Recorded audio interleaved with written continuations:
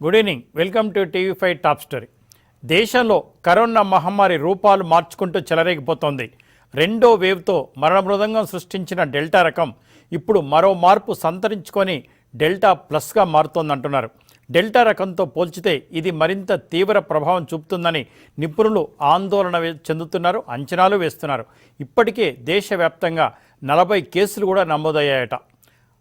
మరో 6 నుంచి 8 వారాల్లో థర్డ్ వేవ్ మొదలవుతుందని, ఈ డెల్టా ప్లస్ రకమే దానికి కారణమవుతుందని శాస్త్రవేత్తలు హెచ్చరిస్తున్నారు.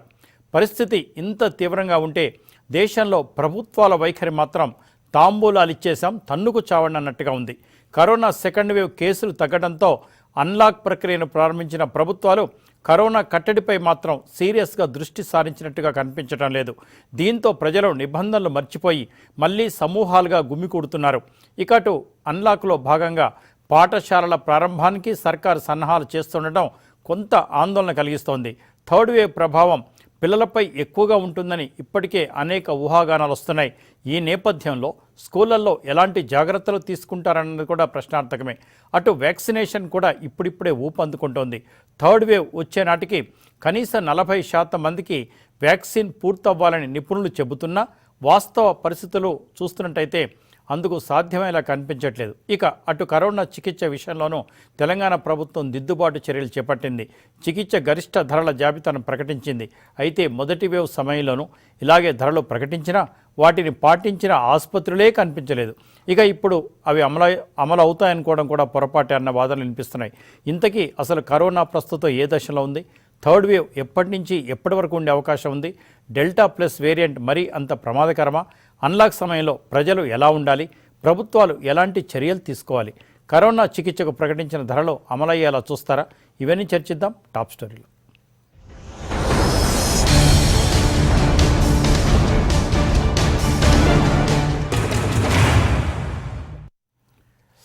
ఇక కరోనా మొదటి వేవ్ అయిపోయింది, సెకండ్ వేవ్ కూడా తగ్గుముఖం పట్టింది. అందుకే అనేక ప్రభుత్వాలు అన్లాక్ దిశగా ప్రయాణిస్తున్నాయి.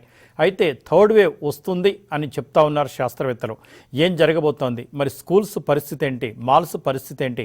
ప్రజలు ఎటువంటి జాగ్రత్తలు తీసుకోవాలి? ఇప్పటికే ప్రజలు గుమికూడి ఉంటున్నారు. భారతదేశంలో ఎన్ని రూల్స్ రెగ్యులేషన్స్ పెట్టినా పాటించేవారు తక్కువ ఉంటారు. ప్రభుత్వాలు కూడా క్రమశిక్షణతో ఉన్నాయంటే వారు అంతే ఉన్నారు. ఇక మరి స్కూల్ విషయాలు ఇవన్నీ మాట్లాడడానికి శ్రీదేవి గారు ప్రముఖ విద్యారంగ నిపుణులు, విశ్లేషకులు వారి ఇంటి నుంచి ఉన్నారు. అలాగే ఎల్ రవిచంద్ర గారు సీనియర్ న్యాయవాది మన ఆఫీస్లో ఉన్నారు. వీరయ్య గారు మాజీ సంపాదకులు, ప్రముఖ విశ్లేషకులు. మరికొద్దిసేపట్లో డాక్టర్ ముఖర్జీ గారు ప్రముఖ వైద్య నిపుణులు కూడా మనతో జాయిన్ అవుతారు. వీరయ్య గారు నమస్కారం సార్. నమస్కారం అండి. మరి కరోనా కొంత సెలవు తీసుకుందా? థర్డ్ వేవ్ వస్తుందా? స్కూల్స్ ఓపెన్ చేస్తూ ఉన్నారు, మాల్స్ ఆల్రెడీ ఓపెన్ చేశారు. సీఎం గారు ఒకటే చెప్పారు, అన్నీ ఓపెన్ చేసుకోండి, కరోనా నిబంధనలు పాటించండి. ఇప్పుడు కరోనా నిబంధనలు పాటిస్తూ ఎన్నికలని నరేంద్ర మోడీ గారు బెంగాల్లో చేసినట్టుగా ఉంటుంది. కరోనా నిబంధనలు పాటించాలి, నిబంధనలకు అనుగుణంగా మిగతాయి నడపాలి అనేది కింద ట్యాగ్ లైన్ లాంటిది, సినిమా టైటిల్స్ కి ట్యాగ్ లైన్ లాంటిది. కానీ అది ఎవరు పాటిస్తారు? ఎవరు పాటించే పరిస్థితి లేదు. జరగాల్సినవన్నీ జరిగిపోతున్నాయి. ఒక ప్రమాదకరమైనటువంటి పరిణామం దిశగా మనం పోతున్నామా అనేటువంటి ఒక అనుమానం, భయం వేస్తుంది ఒక మాటలో చెప్పాలంటే. ఎందుకంటే మొన్నటిదాకా 6 నుంచి 8 మాసాల్లో థర్డ్ వేవ్ ప్రమాదం ఉంది అని చెప్తూ వచ్చిన నిపుణులు ఇప్పుడు సెప్టెంబర్, అక్టోబర్ నాటికే థర్డ్ వేవ్ వచ్చేటువంటి అవకాశం ఉంది అని అంటున్నారు.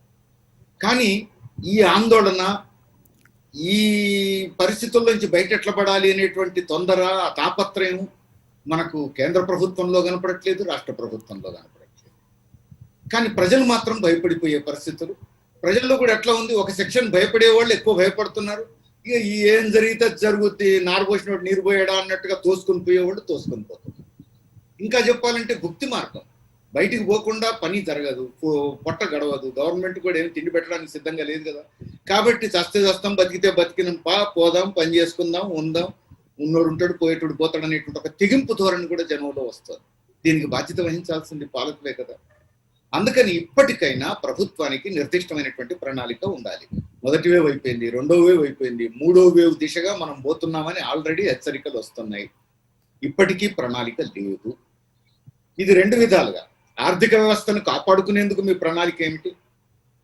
ప్రజలను ఆదుకునేందుకు మీ ప్రణాళిక ఏమిటి? రెండోది, కరోనాని కట్టడి చేయడానికి మీ ప్రణాళిక ఏమిటి? మూడవది, భవిష్యత్తు పునాదులు, విద్యా విధానం దెబ్బతిన్నట్టు విద్యారంగంలో అన్నిటికీ మించిన సంక్షోభం నా అభిప్రాయంలో. ఇప్పటికే 2 విద్యా సంవత్సరాలు దెబ్బతింటున్నాయంటే అర్థం ఏమిటి? భవిష్యత్తు పునాది చెదిరిపోతోంది అని అర్థం. భవిష్యత్తు నిపుణులను మనం కోల్పోతున్నామని అర్థం. అదేమి ఎవరికి అర్థమవుతున్నట్టు కూడా లేదు, అసలు పాలకులు పట్టించుకుంటున్నట్టుగా కూడా కనపడట్లేదు. అదేదో పిల్లల చదువు దెబ్బతింటోంది, తల్లిదండ్రులకు సంబంధించిన వ్యవహారం అన్నట్టుగా కొట్టిపడేస్తున్నారు. అందుకని ఈ 3 విషయాల్లోనూ అసలు ప్రభుత్వాలకి మినిమం ప్రణాళిక లేదు. ఈ రోజు నెట్టుకుపోవడం ఎట్లా అనేటువంటి పద్ధతుల్లోనే ఉన్నారు. కేంద్ర ప్రభుత్వం ముఖ్యంగా ఇప్పుడు ఇంతకుముందు అంతర్జాతీయ నిపుణుల సూచనలను ఖాతరు చేయలేదు. మన ప్రధానమంత్రి నరేంద్ర మోడీకి అత్యంత ప్రియమైనటువంటి ట్రంప్ చేసిన పాటి పనులు కూడా చేయలేదు. ఆయన అంత నిర్లక్ష్యంగా దుందుడుకుగా మాట్లాడుతూనే అవసరమైనటువంటి వ్యాక్సిన్లన్నిటికీ ఆర్డర్లు ప్లేస్ చేసుకున్నాడు, ఇంటింటికి అకౌంట్లలో డబ్బులు వేశాడు. అవేవి మన మోడీ గారికి పట్టలేదు. ఈ దేశంలో కూడా ఎవరు ఏం చెప్పినా నేను సీతయ్యను ఎవరి మాట విననున్నట్టుగా వ్యవహరించాడు.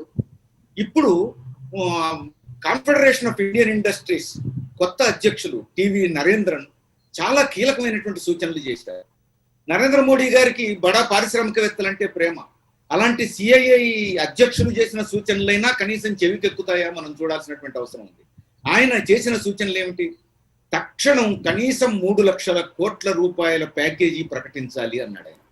ఆ ప్యాకేజీ ఎట్లా అమలు జరపాలన్నాడు? జన్ధన్ ఖాతాలు ఉన్నాయని మీరు చెప్పుకుంటున్నారు, మీరే ఖాతాలు ఓపెన్ చేసామంటున్నారు, వాళ్ళందరూ పేదలే కదా, వాళ్ళ అకౌంట్లలో నగదు వేయండి చెప్తున్నారు. మూడోది ఏం చెప్తున్నారు? ఉపాధి హామీ పథకానికి ఎక్కువ నిధులు కేటాయించండి అంటున్నాడు. జిఎస్టి పన్నులు తాత్కాలికంగా తీసేయండి అంటున్నాడు. అట్లానే దీని మీద పెట్రోలు డీజిల్ లాంటి ఇంధనాల మీద పన్నులు, మోడీ ప్రభుత్వం వేసిన పన్నుల్ని బాగా తగ్గించండి అంటున్నారు. తద్వారా నిత్య జీవితావసర సరుకుల ధరలు తగ్గుతాయి, జనం చేతుల్లో డబ్బులు ఆడతాయి, మార్కెట్ కదులుతుంది, ఉత్పత్తి సాగుతుంది, ఆర్థిక వ్యవస్థ పుంజుకుంటుంది అంటున్నాడు. మరి కాన్ఫెడరేషన్ ఆఫ్ ఇండియన్ ఇండస్ట్రీస్ అధ్యక్షుడు చెప్పిన మాట అయినా వింటారా? లేదు నేను నిన్ను మించిన సీతయ్యను అంటారా ప్రధానమంత్రి? ఇది ఇప్పుడు సీరియస్ గా ఆలోచించాల్సినటువంటి విషయం. అట్లాగే ఆయన ఇంకొక మాట చెప్పారు నరేంద్ర, డిసెంబర్ లోపు 1,75,00,000 మందికి వ్యాక్సిన్ ఇవ్వాలి 2 డోసులు, లేకపోతే తట్టుకోజాలదు ఆర్థిక వ్యవస్థ, దేశం తట్టుకోజాలదు, 3rd వేవ్ నుంచి మనం బయటపడలేమని చెప్పేసి అన్నారు ఆయన. ఇంతమందికి అర్థమవుతున్న విషయాలు, అన్ని రకాల తరగతులకు అర్థమవుతున్న విషయాలు మన ప్రధానమంత్రికి అర్థం కావు, కేంద్ర రాష్ట్ర ప్రభుత్వాలకు అర్థం కావు. ఎటు తీసుకుపోతున్నారు ఈ జనాన్ని అనేటువంటి ఇప్పుడు ఒక సీరియస్ సమస్యగా మన ముందు ఉన్నది. ఇక విద్యా వ్యవస్థకు వచ్చేటప్పటికే మీరు చూడండి, ఒకటి డిజిటల్ డివైడ్. చర్చ ఎక్కువ డిజిటల్ డివైడ్ చుట్టూ తిరుగుతోంది, కానీ ఇది కేవలం డిజిటల్ డివైడ్ కాదండి. విద్యా హక్కు నిరాకరించబడుతున్నది సమాజంలో ఒక పెద్ద సెక్షన్. మూడోది ఆహారపు హక్కు, అది కూడా ఫుడ్ సెక్యూరిటీ యాక్ట్ కూడా నిరాకరించబడుతున్నది. మధ్యాహ్న భోజనం, పిల్లలకు మధ్యాహ్న భోజనం లేదు కదా, ఆ విధంగా ఆహారపు హక్కు కూడా నిరాకరించబడుతున్నది. అన్ని సమస్యలే. తర్వాత ఇప్పుడు ఆన్లైన్ ఎడ్యుకేషన్ నడిచింది కాబట్టి పరీక్షలు అనేది ఒకటి చెప్తున్నారు. అసలు ఈ ఆన్లైన్ ఎడ్యుకేషన్ ఎంతమందికి అండి? ఒకటి, ఆదివాసీల్లో ఇప్పటికీ 47% కుటుంబాల్లో కిరసనాయిల్ దీపాలు వాడుతున్నారండి. ఏం ఆన్లైన్ ఎడ్యుకేషన్ అక్కడ నడుస్తుంది. కేవలం ఒక సర్వే ప్రకారం ఆదివాసీల్లో కేవలం 3% ప్రాంతాలకు మాత్రమే ఇంటర్నెట్ ఉంది అనేటువంటిది. మరి విద్యార్థులకు ఇక్కడ హాస్టల్స్ లేవు, స్కూళ్ళు లేవు, కాలేజీలు లేవు, అందరూ స్వగ్రామాల్లోకి వెళ్ళిపోయారు. మరి కిరసనాయిల్ బొడ్డు ముందు కూర్చొని ఏ ఆన్లైన్ ఎడ్యుకేషన్ వాళ్ళు చదవగలిగారు? పైగా వీళ్లకు స్కాలర్షిప్స్ వచ్చేవి, ఆ స్కాలర్షిప్స్ లేవు, హాస్టల్ లేదు. కాబట్టి గ్రామీణ ప్రాంతాల్లో విద్యార్థులు ముఖ్యంగా ఇంటర్మీడియట్, డిగ్రీ, 10th క్లాస్ విద్యార్థులు పనులకు వెళ్ళారండి. కూలికి, వ్యవసాయం పనులు నడుస్తున్నాయి లక్కీగా, కూలి పనులకు వెళ్ళారు. మరి వాళ్ళు ఏమి ఆన్లైన్ ఎడ్యుకేషన్ చదువుకున్నారు? ఇప్పుడు వాళ్లకు పరీక్షలు పెడతామంటే ఏమని రాస్తారు పరీక్షలు? లేదు, ఇంటర్నల్ అసెస్మెంట్ అంటున్నారు. స్కూల్ లేదు, కాలేజీ లేదు, అసైన్మెంట్స్ లేవు. ఏ ఇంటర్నల్ అసెస్మెంట్ చేస్తారు? దేని ప్రాతిపదికగా చేస్తారు? వీటన్నిటికీ మరి ఈ ప్రభుత్వం ఏం సమాధానం? Right sir, right. మళ్ళీ మీ దగ్గరకు వస్తాను వీరయ్య గారు. ఎస్, రవిచంద్ర గారు, వీరయ్య గారు ఎడ్యుకేషన్ గురించి చెప్పారు. ఇప్పుడు ప్రతి ప్రభుత్వం కూడా ఆర్థిక వ్యవస్థను గాడిలో పెట్టడానికి అన్లాక్, వ్యాపార సంస్థలు ఓపెన్ చేయడానికి అన్లాక్ తప్పదు, నేను దాన్ని ఏమి విస్మరించట్లేదు. ఇవాళ సినిమా థియేటర్ల దగ్గర పనిచేసే వాళ్ళు కానీ ప్రతి ఒక్కరు నిర్మాతలు, దర్శకులు, నటుల గురించి ఆలోచించాల్సిన అవసరం లేదు. అందులో పనిచేసే చిన్న చిన్న స్టాఫ్ కానీ, గేట్ దగ్గర వాళ్ళు కానీ, వాళ్లకు ఉపాధి పోయింది ఈ రోజున. అలాగే చిన్న చిన్న హోటల్స్లో పనిచేసే వాళ్ళు, వాళ్ళకి ఉపాధి పోయింది. అంటే ప్రభుత్వాలు ఉపాధి కల్పించకుండా వదిలేసిన అసంఘటిత రంగాల్లో కూడా ఇవాళ ఉపాధి కోల్పోయే పరిస్థితి వచ్చింది. వాళ్ళకి అన్నం పెట్టే వాళ్ళే లేరు. ఏదో జిహెచ్ఎంసీలు 5 రూపాయలకు పెడుతున్నామని, ఫ్రీగా పెడుతున్నామని, ఆ గంట కోసం ఎదురు చూడాలంటే కూడా కష్టం. అటువంటి హీనస్థితి కూడా మనం కోరుకోవట్లేదు. అలాగని ప్రజలందరినీ ఒకే దగ్గరికి వదిలిపెడితే కరోనా అంటువ్యాధి అని అందరికీ తెలుసు. అంటే సోషల్ డిస్టెన్స్ మెయింటైన్ చేయాలి, మాస్క్ పెట్టుకోవాలి, చాలా దీంట్లో ఉంటాయి. మరి అన్లాక్ ప్రక్రియ అయితే స్టార్ట్ అయింది. ప్రభుత్వం చెప్పేసింది కరోనా జాగ్రత్తలు తీసుకోండి. అంటే ఏంటి? Physical distance and mask. సంశీరావు గారు, ఇంగ్లీష్లో ఒక సేయింగ్ ఉంది, do your damned, don't your damned. చేసినా తప్పే, చేయకపోయినా తప్పే. ప్రాబ్లం ఏంటంటే అండి, మన దేశంలో అన్నిటినీ, ఇదని కాదు అదని కాదు, అన్నిటినీ మనము ఒకే లెన్స్ ద్వారా చూస్తాం, రాజకీయ లెన్స్ ద్వారా చూస్తాం. పోనీ అందరు రాజకీయాల లెన్స్ ద్వారానే కదా అన్నిటినీ చూస్తున్నారు, దేర్ఫోర్ రాజకీయాలు చాలా కేర్ఫుల్గా ఉంటాయా? అది కాదు. ఇవాళ మనము ఇప్పుడు వీరయ్య గారు చెప్పినట్లు టేక్ ఎడ్యుకేషన్ని తీసుకుందాం. ఇవాళ నేను హైకోర్టులో ఈ ఇష్యూ రేజ్ చేశాను. ప్రాబ్లం మన స్కూల్ ఎడ్యుకేషన్. నేనేం చేస్తున్నానంటే లార్జ్ ప్రాబ్లమ్ని సార్ట్అవుట్ చేసే బదులు సెగ్మెంట్ వైజ్ చేయగలుగుతామా అని చూద్దామని ఒక పద్ధతితో నేనే అన్నానంటే urban schools classes 1 to 10 first ఈ గ్రూప్ని తీసుకుందాం.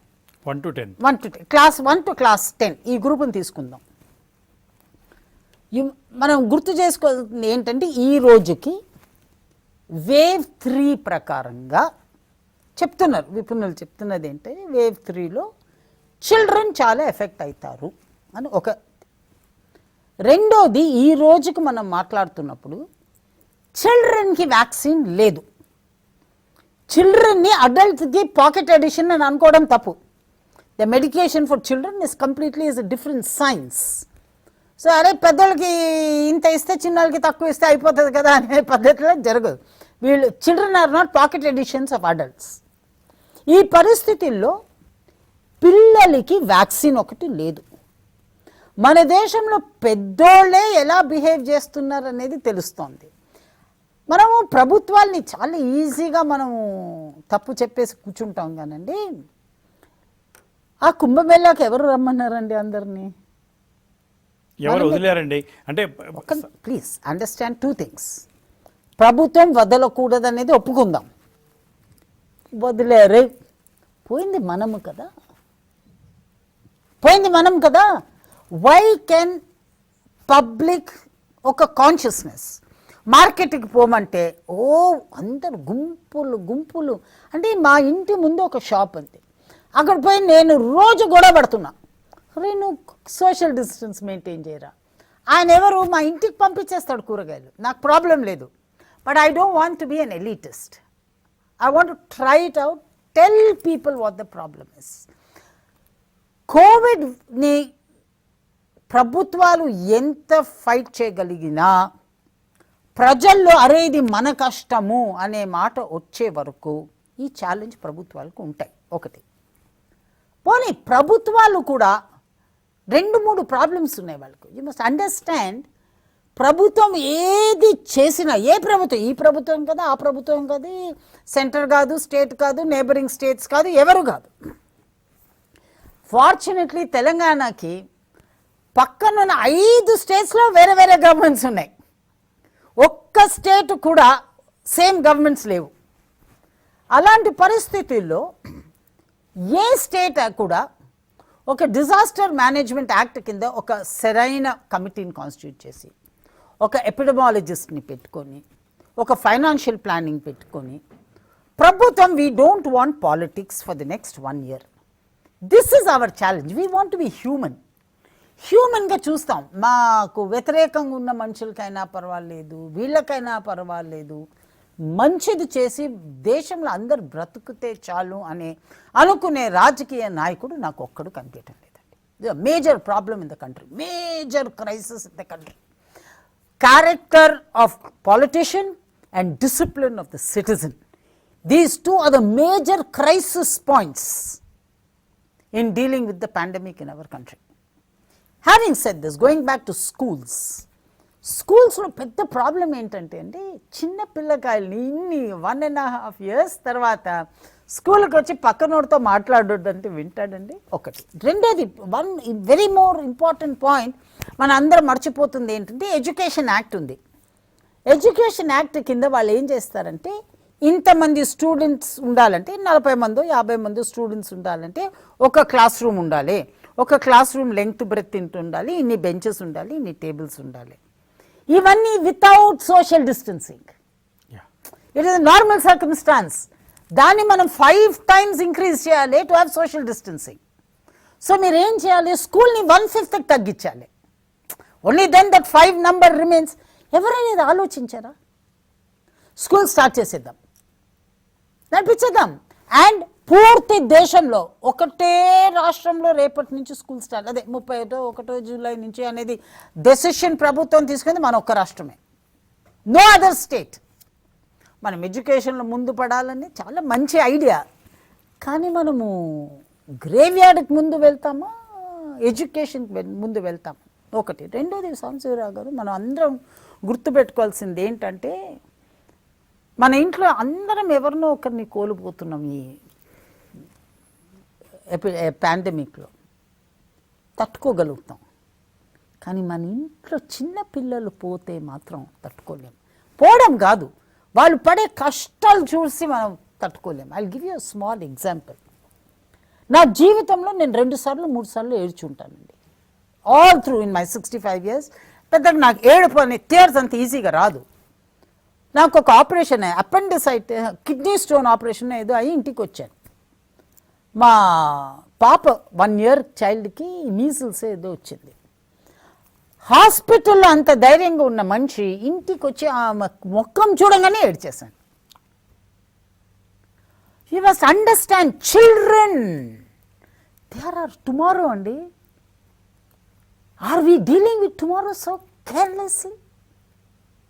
రేపటి గురించి ఇదా రేపటి గురించి మనం ఆలోచించడము? Irrigation projects, roads, industry, petroleum, mining, this is not tomorrow. Tomorrow is our children. ఓటికి స్వాగతం. లాక్డౌన్ విధించిన తర్వాత అన్లాక్ చేయక తప్పదు.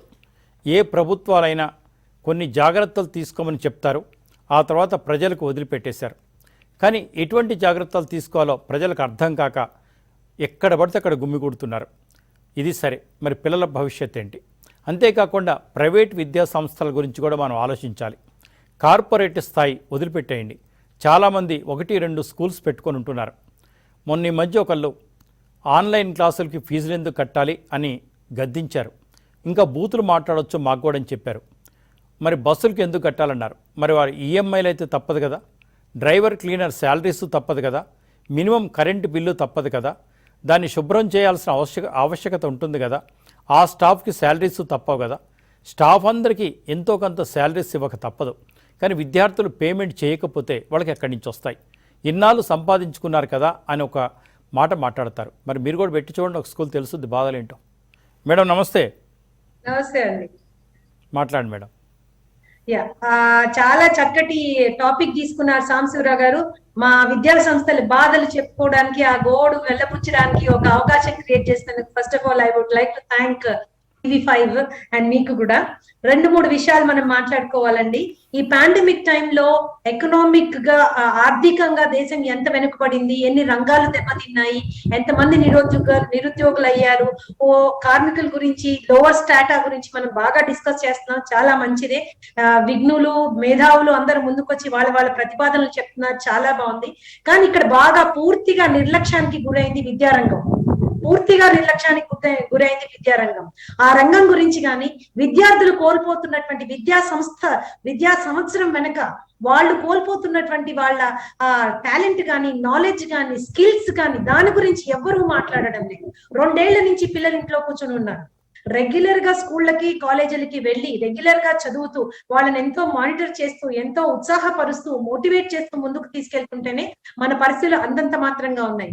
అలాంటిది పిన్న వయసులో బాధ్యత తెలియని వాళ్ళు, ఆ హాలిడేస్ వచ్చిందని సంబరపడిపోయే వాళ్ళ మనస్తత్వం ఉన్న వాళ్ళని 2 ఏళ్ల నుంచి మీరు ఇంట్లో కూర్చోబెడితే what about their mental abilities, what about their skill sets, వాళ్ళ చదువు ఏంటి, వాళ్ళకు ఉన్నటువంటి విజ్ఞానం ఏంటి? నేనేమంటానంటే ఈ 2 సంవత్సరాలలో ఈ 2 సంవత్సరాల పిల్లలు కూడా 10 సంవత్సరాల నుంచి 20 సంవత్సరాలు వెనక్కి వెళ్ళిపోయారు.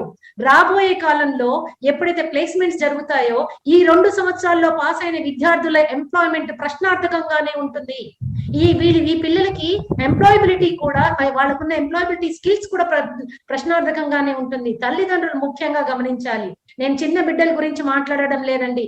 LKG, UKG, first class, second class ఇవి మనం మేకప్ చేసుకోవచ్చు. 5 సంవత్సరాల వరకు పిల్లలు ఇంట్లో ఉన్న 6వ సంవత్సరం నుంచి మనం వాళ్ళకి చదువు చెప్పొచ్చు. కానీ ఇంటర్మీడియట్, డిగ్రీ, PG ఇలాంటి ప్రొఫెషనల్ కోర్సెస్ చదువుతున్న వాళ్ళకి ఇన్ని నెలలుగా వాళ్ళ ఇంట్లో కూర్చున్నప్పుడు వాళ్ళకు ఉండేటటువంటి ఆ ప్రొఫెషనల్ కాంపిటెన్సీ ఏదైతే ఉంటుందో అది క్షీణించిపోయి అధోగతికి పాలైపోయింది. నెంబర్ 1. నెంబర్ 2, ఈ విద్యా సంవత్సరం గడిచిపోయింది, మా పిల్లలు పరీక్షలు రాయకుండా పాస్ అయిపోయారు, అమ్మయ్య అనుకునే వాళ్ళని చూసి నాకు చాలా జాలేస్తుందండి. అది పాస్ అయిపోయారు కానీ జీవితంలో పాస్ అవడం చాలా కష్టం. కంపల్సరీగా వాళ్ళు దే నీడ్ ఫార్మల్ ఎడ్యుకేషన్. ఇది ప్రభుత్వాలకి తెలుసు, పేరెంట్స్ కి తెలుసు, విద్యా సంస్థలకి తెలుసు. నా బాధ ఏంటి అంటే ఎంతసేపటికి తల్లిదండ్రులు కళ్ళ నీళ్లు తుడిచేటట్టుగా మీరు ఫీజులు కట్టబాకండి, మీరు ట్యూషన్ ఫీజులు మాత్రమే కట్టండి, అడిగితే కంప్లైంట్ చేయండి, ఇలాంటి పెద్ద పెద్ద స్టేట్మెంట్స్ చేసే ప్రభుత్వాలు విద్యా సంస్థలకి ఎటువంటి రాయితీలు ఇస్తున్నాయి? మాకు ఎందులో రాయితీ కల్పిస్తున్నారు? ట్యాక్సెస్ లో మాకు రాయితీ కల్పిస్తున్నారా? రెంట్లలో మా ఓనర్స్ మాకు రాయితీ కల్పిస్తున్నారా? కరెంటు బిల్లుల్లో ఇస్తున్నారా? ట్యాక్స్ చిన్న బోర్డు పెట్టుకుంటే ట్యాక్స్. పోనీ మేమంతా యూనివర్సిటీకి అఫిలియేటెడ్ కాలేజెస్, యూనివర్సిటీ ఫీజులు మాకేమైనా రద్దు చేశారా? పరీక్ష ఫీజులు ఏమైనా రద్దు చేశారా? పరీక్షలే రాయలేదు కదా. మరి తీసుకున్న ఫీజు నెక్స్ట్ ఇయర్ కి ఏమన్నా అడ్జస్ట్ చేయడం జరిగిందా? వాళ్ళ తరఫు నుంచి ఇవ్వాల్సిన ఎటువంటి చిన్న పెద్ద చితక ఏ రాయితీ మాకు ఇవ్వడం లేదు. పైపెచ్చు ప్రతి ఒక్క దాంట్లోనూ there is an increase in fee. Affiliation charges దగ్గర నుంచి, ఎగ్జామినేషన్ ఛార్జెస్ దగ్గర నుంచి ప్రతిదీ కూడా ఫీజు పెంచారు. వాళ్ళు పెంచడము, మేము విద్యార్థులను అడిగినప్పుడు తల్లిదండ్రులు మమ్మల్ని తిట్టిపోయడము. పాండమిక్ టైంలో ఫీజు ఎలా పెంచుతారు, ఫీజు ఎలా అడుగుతారు, ఎందుకు అడుగుతారు? ఈ సమస్యలు చూసే వ్యూవర్స్ అందరికి చేతులెత్తి దండం పెట్టి అడుగుతున్నానండి. ఏంటంటే మా దగ్గర కూడా పనిచేస్తున్న వాళ్ళు ఉన్నారు, మా మీద కూడా కొన్ని పదుల సంఖ్యలో కుటుంబాలు ఆధారపడి ఉన్నాయి. విద్యా సంస్థల్లో పనిచేస్తున్న టీచర్లు, లెక్చరర్లు, ఆయమ్మలు, ల్యాబ్ అటెండర్లు ఎంతో మంది మేము it is a full fledged sector, employment creating sector. మాకు ప్రొటెక్షన్ కల్పించాలి. నేను ఒక విషయం అడుగుతాను సాంబశివరావు గారు, ఇంటర్ ఎగ్జామినేషన్స్ కండక్ట్ చేయకుండా పాస్ రిజల్ట్ ఎందుకంటే డిక్లేర్ చేయాలి? వాళ్ళు రిజల్ట్ డిక్లేర్ చేసిన దానికి పాండమిక్ అయిపోయింది, opening of unlocking date declare చేయడానికి ఎంతండి వ్యత్యాసము? ఎంతమంది అండి విద్యార్థులు ఇంటర్మీడియట్ సెకండ్ ఇయర్ వాళ్ళు ఎగ్జామ్ రాసే వాళ్ళు?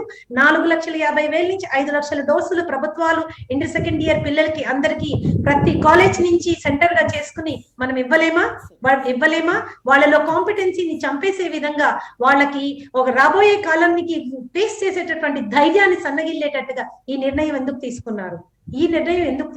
ఆ క్వశ్చన్ నేను అడగదలుచుకున్నానండి. ఎందుకంటే డెఫినెట్ గా ఇంటర్ సెకండ్ ఇయర్ పిల్లలు అనేది it's a very very foundation stage అనమాట. అది అడగామనేసి ఇప్పుడు వారం రోజుల లోపల డిగ్రీ PG ఎగ్జామ్స్ అనౌన్స్ చేసేసారు. వారం రోజుల లోపల అన్లాకింగ్ అవ్వలేదు. అన్లాకింగ్ 1st of July నుంచి అవుతుంది. 30th is the last date for internal examinations అని ఒక నోటీస్ ఇచ్చేశారు. అంటే ఈ వారం 10 రోజుల్లో అసలు ఆన్లైన్ క్లాసుల్లో ఎంతమంది విద్యార్థులు వింటున్నారు, ఎంతమందికి ఇంటర్నెట్ కనెక్టివిటీ ఉంది, ఎంతమందికి స్మార్ట్ ఫోన్లు ఉన్నాయి, ఇంట్లో ఎంతమందికి ఇంటర్నెట్ కలిగినటువంటి కంప్యూటర్ సిస్టమ్స్ ఉన్నాయి, దీని మీద అవగాహన ఎవరికీ లేదు. దాన్ని అవగాహన ఏర్పరచుకునే ప్రయత్నం కూడా చేయట్లేదు. మా వంతు బాధ్యతగా మేము ఆన్లైన్ క్లాసులు తీసుకుంటున్నామండి, కానీ ఆ క్లాసులు అటెండ్ చేయలేని కారణాలు చాలా ఉన్నాయి. ఈ ఎకనామిక్ క్రైసిస్ లో ఎంతో మంది కేవలం రూరల్ ఏరియాసే కాదండి, ఇందాక వీరయ్య గారు చెప్పారు ఊరికి వెళ్ళారు అందరు పిల్లలు కూడా అని. ఈవెన్ సిటీస్ లో కూడా పిల్లలంతా పార్ట్ టైం జాబులు ఎక్కడ పడితే అక్కడ, మాల్స్ లో అక్కడ ఇక్కడ ఎక్కడ దొరికితే అక్కడ ఉద్యోగాలకు వెళ్ళారు ఆర్థిక ఇబ్బందుల మూలన. వాళ్ళ ఆర్థిక ఇబ్బందులు ఎదుర్కొంటారా, ఆన్లైన్ క్లాసెస్ ఉంటారా? మేము చెప్పాలన్నా ఒక ఇంట్లో 2-3 పిల్లలు ఉంటే 2-3 స్మార్ట్ ఫోన్లు ఉన్నాయా, 2-3 కంప్యూటర్ సిస్టమ్స్ ఉన్నాయా? అది మనం చిన్నప్పటి నుంచి కూడా మనకి ఇంగ్లీష్ వాళ్ళు మనల్ని వదిలి వెళ్ళిపోయారు, కానీ వాళ్ళ ఎడ్యుకేషన్ సిస్టమ్ పట్టుకొని ఈ రోజు వరకు మనం వేలాడుతున్నాం. విద్యారంగంలో సమగ్రమైనటువంటి ప్రక్షాళన కావాలి అని ఎంతమంది మేధావులు ఎంత గొంతెత్తుకుని అరిచినా ఆ విషయం మాత్రం లేదు. ఈ రోజు ఈ క్రైసిస్ ని హ్యాండిల్ చేయడానికి ఏ విధానము లేదు. పిల్లలు కాలేజీలకి స్కూళ్ళకి వస్తున్నారు, అయితే ఒక క్లాస్ లో ఎంతమంది కూర్చోవాలి, ఎన్ని షిఫ్ట్లలో మనం కాలేజ్ రన్ చేయొచ్చు, పూర్తి రోజు కాకుండా ఆ మార్నింగ్ ఒక కొన్ని గంటలు కొన్ని క్లాసులకి, కొన్ని గంటలు సాయంత్రం క్లాసులకి, అలాగే శానిటైజింగ్ యొక్క పరిస్థితులు ఏంటి, అలాగే వాళ్ళ టెంపరేచర్ మెజర్మెంట్, అన్నిటికంటే ముందు వ్యాక్సినేషన్ ఇవ్వండి. ఈచ్ కాలేజ్ ని ఒక సెంటర్ చేయండి, ఫస్ట్ వచ్చి వ్యాక్సినేట్ ద స్టూడెంట్స్. ఏంటండి దాంట్లో ప్రాబ్లమ్? ప్రభుత్వం ఎందుకండి? చాలా నాకు ఇంకో బాధాకరమైన విషయం ఏంటంటే 25% medicine is given to private hospitals. ఈ రోజు మీరు ప్రైవేట్ గా వెళ్తే 1400 నుంచి 1800 వరకు ఛార్జ్ చేసి వ్యాక్సినేషన్ ఇస్తున్నారు. ఫ్రీగా ఇచ్చే వ్యాక్సినేషన్ దగ్గర క్యూలు, 1 కిలోమీటర్ క్యూలు, ఒకళ్ళ మీద ఒకళ్ళు పడి నిల్చుని క్యూలో కరోనా వచ్చేటటువంటి పరిస్థితి ఉంది. మరి ఇవన్నిటిని ఎందుకు వాళ్ళు చూడడం లేదు? ఎందుకు వాటిని పట్టించుకోవడం లేదు? విద్యారంగం అధోగతికి వెళ్ళిపోతోంది. వెంటనే ప్రభుత్వాలు స్పందించి సమగ్రమైన విధానం ప్రకటించకపోతే, విద్యారంగం కుదేలైపోతే దేశ ప్రగతి కుదేలైపోతుంది. Economic growth will be zero.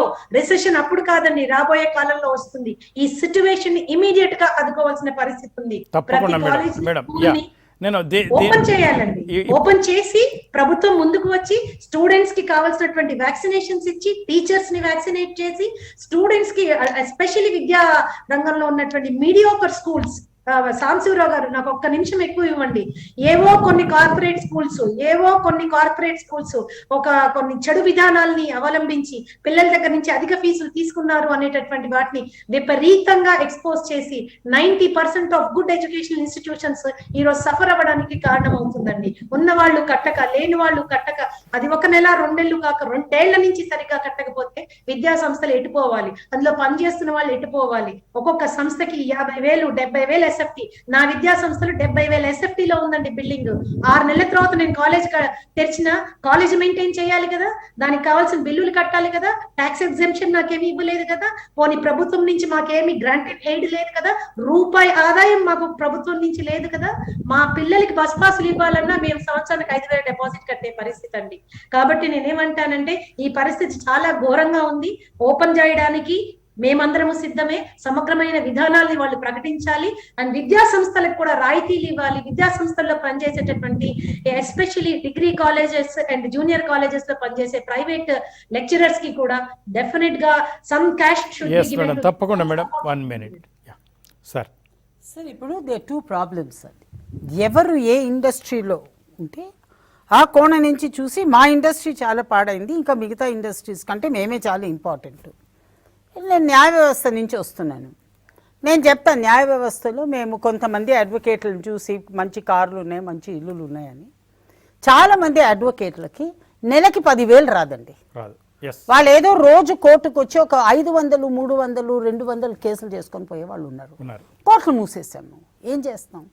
Pandemic. దానికి రెగ్యులర్ గవర్నమెంటల్ ఆన్సర్స్ ఉండవు.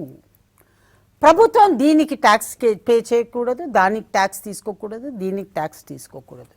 మాకు దీనికి డబ్బులు ఇవ్వాలి, దానికి డబ్బులు ఇవ్వాలి. ఇక్కడి నుంచి ప్రభుత్వం దగ్గర కూడా మనీ ప్లాన్స్ నడవవు కదా. ఇవాళ మనకి ప్రభుత్వాలు డబ్బులు ఇవ్వటం లేదు. దేనివలన? a lot of our money has gone into social engineering. వీళ్ళకి ఇది ఫ్రీగా ఇవ్వాలను, వాళ్ళకి అది ఫ్రీ ఇవ్వాలను, నాన్ ప్రొడక్టివ్ ఎక్స్పెండిచర్స్లో వెళ్ళడం అవంతా. టీచర్ గారు శ్రీదేవి గారు చెప్పిన దాంట్లో ఒక ఇష్యూ పైన ఐ హ్యావ్ అ క్లారిఫికేషన్. మాకు ప్రభుత్వము ఏమీ ఇవ్వటం లేదు. టీచర్స్కి government has now announced something. A teacher work ఇవ్వాలి, ఎవరి వర్క్ ఇవ్వకూడదు అనేది they have to make a representation. ప్రభుత్వం ఆలోచించవచ్చు, ఇవ్వచ్చు, ఇవ్వకపోవచ్చు. మేము ఫీజు కలెక్ట్ చేస్తే తప్పు అంటున్నారు అనేది ఒక ఆర్గ్యుమెంట్. ప్రిన్సిపల్ చాలా సింపుల్ అండి. చట్టం అని ఒకటి ఉంటే దాన్ని ఫాలో అవ్వాల్సిందే. ఆ చట్టం కరెక్టా తప్ప అనేది మీరు నేను ఇక్కడ మాట్లాడుకోవచ్చు. చట్టసభలో మాట్లాడుకోవచ్చు, లేకపోతే కోర్టులపై తీర్చుకోవచ్చు. అప్పటి వరకు చట్టాన్ని అయితే ఫాలో అవ్వాలి. మేము చట్టం ఫాలో కాము అనడం మాత్రం అన్యాక్సెప్టబుల్. ఎవరికైనా, it can be teachers, it can be schools, it can be students, it can be public. I agree with her completely. ఏమని, వ్యవస్థల్లో మేము వీటికి వాటికి అన్నిటికి డబ్బులు ఇవ్వడానికి సిద్ధంగా ఉన్నాం, కానీ స్కూల్ ఫీజు పే చేయడానికి వచ్చినప్పుడే మేము బాధపడతాం అనేది కరెక్ట్. రెండోది ఆమె చెప్పింది చాలా కరెక్ట్. ఏంటంటే, ఎంతమంది ఇంట్లో పిల్లలకి ఈ ఇంటర్నెట్ కనెక్టెడ్ ఫెసిలిటీ ఉంటుంది, ఉండకపోవచ్చు, ఉండదు. కానీ దానికి స్కూల్ ఏం చేస్తుంది? ప్రభుత్వం కూడా ఒక 2 ఏళ్ల ముందో 3 ఏళ్ల ముందో అందరి ఇంట్లో ఇంటర్నెట్ ఉండాలి, అదొక ప్రయారిటీ అని అనుకోలేదు కదా. మన దేశంలో గుడ్ ఇన్ఫ్రాస్ట్రక్చర్ 60sతో ఆగిపోయింది. 1960s 1970s ఏ గవర్నమెంట్స్ని, అప్పుడు ఉన్న గవర్నమెంట్స్ మనం ఇవాళ కూర్చొని తిడుతున్నామో, ఆ వాళ్ళ హాస్పిటల్కే ఇవాళ పెద్ద పెద్ద వాళ్ళు వెళ్ళి హాస్పిటల్లో పోయి మందులు తీసుకొని వస్తున్నారు. ఢిల్లీలో కావచ్చు, ఎక్కడైనా కావచ్చు. ద ప్రాబ్లమ్ ఇస్, మనం ఈ రోజు వరకు ఇన్ఫ్రాస్ట్రక్చర్ ఎక్స్పెండిచర్ గురించి మనం మాట్లాడనే లేదు. ఇవాళ సడన్గా పాండమిక్ నుంచి ఇన్ఫ్రాస్ట్రక్చర్ వచ్చేయాలంటే కష్టము. ప్రాబ్లం ఏంటంటే, అబద్ధాలు చెప్పే ప్రభుత్వాలు. ఇవాళ I have 2 sets of numbers given to me from central government, state government. State government ఇచ్చే నెంబర్, సెంట్రల్ గవర్నమెంట్ ఇచ్చే number, they are not tallying with one another. ప్రభుత్వాలు నాకు ప్రైవేట్గా ఒక మంచి ఏమన్నారంటే, సెంట్రల్ గవర్నమెంట్ అంది మీరు పెద్ద నంబర్లు ఇవ్వకండి, ఇంటర్నేషనల్కి మనకు చెడ్డ పేరు వస్తుంది. స్టేట్ గవర్నమెంట్లో నాకు ఎవరో చెప్పింది ఏంటండి, I will give you an example. ఇవాళ కోర్టులో నిలోఫర్ హాస్పిటల్లో 2000 బెడ్స్ ఉన్నాయి అన్నారు. వాళ్ళు ఎవరో పోయి చూస్తే 300 బెడ్స్ ఉన్నాయి అన్నారు ఫర్ చిల్డ్రన్. పూర్తి రాష్ట్రంలో అండి, coming back to the main topic, పూర్తి రాష్ట్రంలో we're on the verge of the third wave. Third wave is going to effect children అని అందరు చెప్తున్నారు, మనకు తెలియదు. కాకపోతే డాక్టర్ గారు జాయిన్ అయ్యారు. దానంత మంచిది ఏం లేదు థర్డ్ వేవ్ వాళ్ళని ఎఫెక్ట్ కాకపోతే. పిల్లల్ని ఇన్ఫెక్ట్ అయ్యేటప్పుడు 2 ప్రాబ్లమ్స్ ఉన్నాయి మన దగ్గర, మేజర్ ప్రాబ్లమ్స్. ఒకటి, there is no vaccine for children. As of today there is no vaccine. అంటే మనం COVID-1 సినారియో ఆఫ్ అడల్ట్లో ఉన్నాము. రెండోది, in the whole state of Telangana we have 1 children hospital in the state. 1 Niloufer అంతే. ఇంకా స్టేట్లో ఎక్కడా లేదు చిల్డ్రన్ హాస్పిటల్ లేదండి. చిల్డ్రన్ హాస్పిటల్ లేకపోతే ఎంతమంది పీడియాట్రిషియన్స్ ఉంటారు? నేను హాస్పిటల్ 6 నెలల్లో పెట్టేస్తాను, పీడియాట్రిషియన్ ఎక్కడిచ్చి తెస్తాను? 35,000 posts in the medical department are lying unfilled. Things to think over. Doctor Mukherjee garu నమస్కారం సార్. నమస్తే సార్. ఒకటి, ఇప్పుడు పాండమిక్ సిచ్యువేషన్ మీకన్నా గొప్పగా చెప్పేవాళ్ళు ఎవరు లేరు, విడమర్చి చెప్పేవాళ్ళు కూడా లేరు. ఇప్పుడు ఫస్ట్ వేవ్ చూసాం, సెకండ్ వేవ్ కూడా చూస్తున్నాం, థర్డ్ వేవ్ రాబోతుందని చెప్తా ఉన్నారు. ఇప్పుడు మనకి సీనియర్ అడ్వకేట్ గారు చెప్పిన, శ్రీదేవి గారు, వీరయ్య గారు కూడా చెప్పింది, థర్డ్ వేవ్లో పిల్లలు ఎఫెక్ట్ కాకుండా ఉంటేనే మంచిది అని కోరుకుంటున్నాం సార్. ఒకటి, పిల్లల విషయానికి వస్తేకి పెద్దవాళ్లకు జబ్బు చేసినా ఏం చేసినా వారొక్కరికే పరిమితం అవుతుంది. అదే పిల్లలకి కనుక ఏదన్నా వచ్చినట్టయితే అది పెద్దవాళ్ళకు కూడా వచ్చినట్టే ఉంటుంది. దానికి ఉదాహరణలు కూడా తమకు తెలియదేం కాదు, ఇప్పుడే సీనియర్ అడ్వకేట్ గారు చెప్పారు. ఇంట్లో పిల్లవాళ్ళకి ఏదన్నా జబ్బు వచ్చినా ఏదొచ్చినా ఇంటిల్లిపాది జబ్బు వచ్చిన దానికన్నా కూడా ఎక్కువ బాధపడుతూ ఉంటాం. మరి థర్డ్ వేవ్ ఎలా జరగబోతోంది? ఇప్పటికే ఢిల్లీ కానీ, తెలంగాణ కానీ, ఆంధ్రప్రదేశ్ అనేక రాష్ట్రాలు అన్లాక్ దిశగా వెళ్తూ ఉన్నాయి. ఎందుకంటే రాష్ట్ర ఆర్థిక పరిస్థితి కూడా చాలా ముఖ్యమైనది. కరోనా వచ్చి చనిపోయే వాళ్ళకంటే కూడా ఆకలి చావులు పెరిగి చనిపోకూడదని కూడా ఒక నినాదం ఉంది, అది కూడా ఇంపార్టెంటే. మరి ఏం జరగబోతోంది? అన్లాక్ చేశారు, మరి ఇప్పుడు తీసుకోవాల్సిన జాగ్రత్తలు ఏంటి, రాబోయే ప్రమాదాలు ఏంటి? అంటే థర్డ్ వేవ్ అనేది రావటం అనేది ఆల్మోస్ట్ ఖచ్చితంగా జరిగే అవకాశం ఉంది అనేది అందరూ చెప్తున్నమాట. ఇంకా థర్డ్ వేవ్ వచ్చే అవకాశం అయితే ఉంది, దాన్ని ఎవరు కాదంట్లా. కాకపోతే థర్డ్ వేవ్ లో ఏ రకంగా ఎఫెక్ట్ అవుతుంది, ఎవరు ఎఫెక్ట్ అవుతారు, పిల్లలు ఎఫెక్ట్ అవుతారా లేదా అనే విషయం పైన చాలా సందేహాలు ఉన్నాయి. నేను మొదటగా చెప్తూ, కోవిడ్ లో ఏదైనా మనం నిర్ణయాలు తీసుకునేటప్పుడు మనం ఎవరి బేసిస్ మీద, అంటే ఎవరి ప్రిడిక్షన్ బేసిస్ మీద మనం నిర్ణయాలు తీసుకోకూడదు గవర్నమెంట్ అనేది క్లియర్ గా చెప్పడం జరిగింది. ఎందుకంటే నాకు మధ్యప్రదేశ్ నుంచి ఒక కలెక్టర్ గారు అడిగారు, ఓకే మాకు సెకండ్ వేవ్ గురించి మీరు ఇంత గట్టిగా చెప్పలేదు, వస్తుందని చెప్పారు కానీ ఇంత తీవ్రంగా వస్తుందని మాకు చెప్పలేదు, అలాంటప్పుడు మేము ఏ రకంగా ప్రిపేర్ అవుతాం? గవర్నమెంట్ కూడా ఏదో ఎక్స్పర్ట్ మీదే కదా డిపెండ్ అవ్వాల్సింది, ఆ ఎక్స్పర్ట్స్ చెప్పినప్పుడు మేము ఏ రకంగా ప్రిపేర్ అవుతాం అని. నేను ఆయనకు చెప్పిన ఆన్సర్ ఏంటంటే గవర్నమెంట్ ఏ ఎక్స్పర్ట్ ని నమ్మకూడదు. ఎందుకంటే ఎక్స్పర్ట్ చెప్పేదంతా వాడు చెప్పేది కేవలం వాళ్ళ ఓన్ పర్స్పెక్టివ్ బట్టి ఆధారపడి ఉంటుంది, పర్సనల్ పర్స్పెక్టివ్ బట్టి. మరి ఏ విధంగా గవర్నమెంట్స్ ప్రిపేర్ అవ్వాలి? గవర్నమెంట్ ఒకే దానికి ప్రిపేర్ అవ్వాలి. గవర్నమెంట్ ప్రిపేర్ అవ్వాల్సింది వర్స్ట్ కేస్ సినారియోకి. అంటే మనం వస్తుందో రాదో తెలియదు, ఉన్న వాటిలో వరస్ట్ ఇది ఇంతకన్నా వచ్చినా కూడా మనం దీన్ని ఎదుర్కోగలం అనే విధంగా గవర్నమెంట్స్ మనకి ప్రిపేర్ అయి ఉండాలి. బట్ ప్రజానీకం వచ్చేటప్పటికి ప్రజానీకం కొంచెం హోప్ఫుల్ గా ఉండాల్సిన అవసరం ఉంది.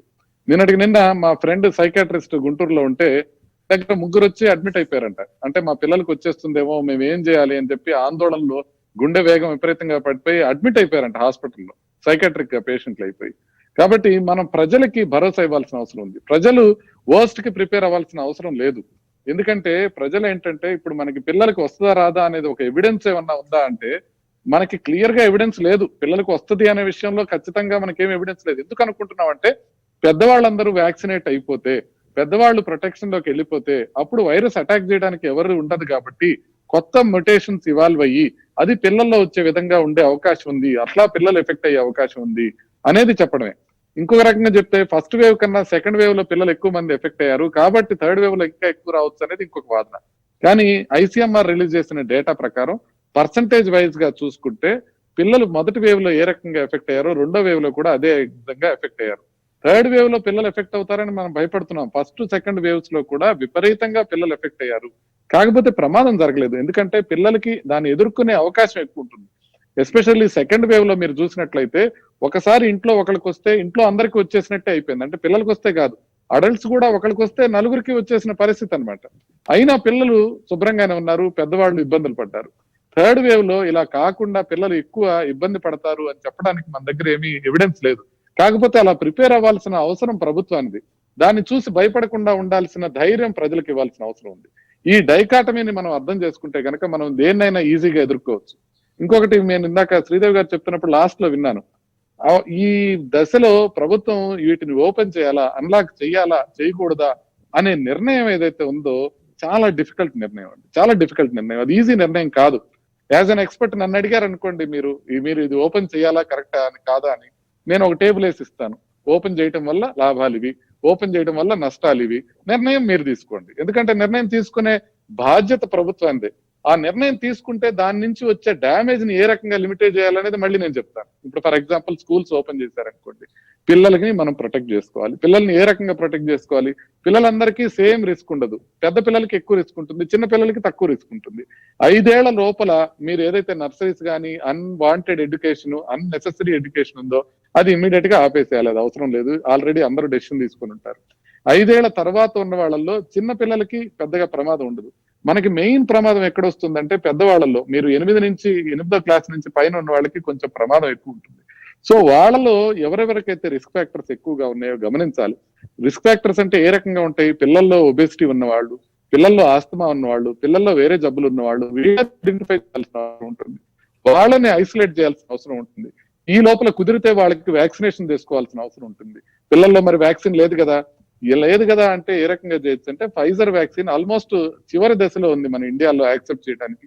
ఫైజర్ వ్యాక్సిన్ పిల్లల్లో ప్రయోగించి చూశారు 12 ఏళ్ల పైన పడిన వాళ్ళందరికీ. సేఫ్ గా ఉంది, 100% ఎఫెక్టివ్ గా ఉంది. 5 కోట్ల డోసులు ఫైజర్ ఇవ్వడానికి సిద్ధంగా ఉంది భారత ప్రభుత్వానికి. ఇస్తే దాన్ని ఇద్దరికి మనం ప్రయారిటీలో ఇప్పించాల్సిన అవసరం ఉంటుంది.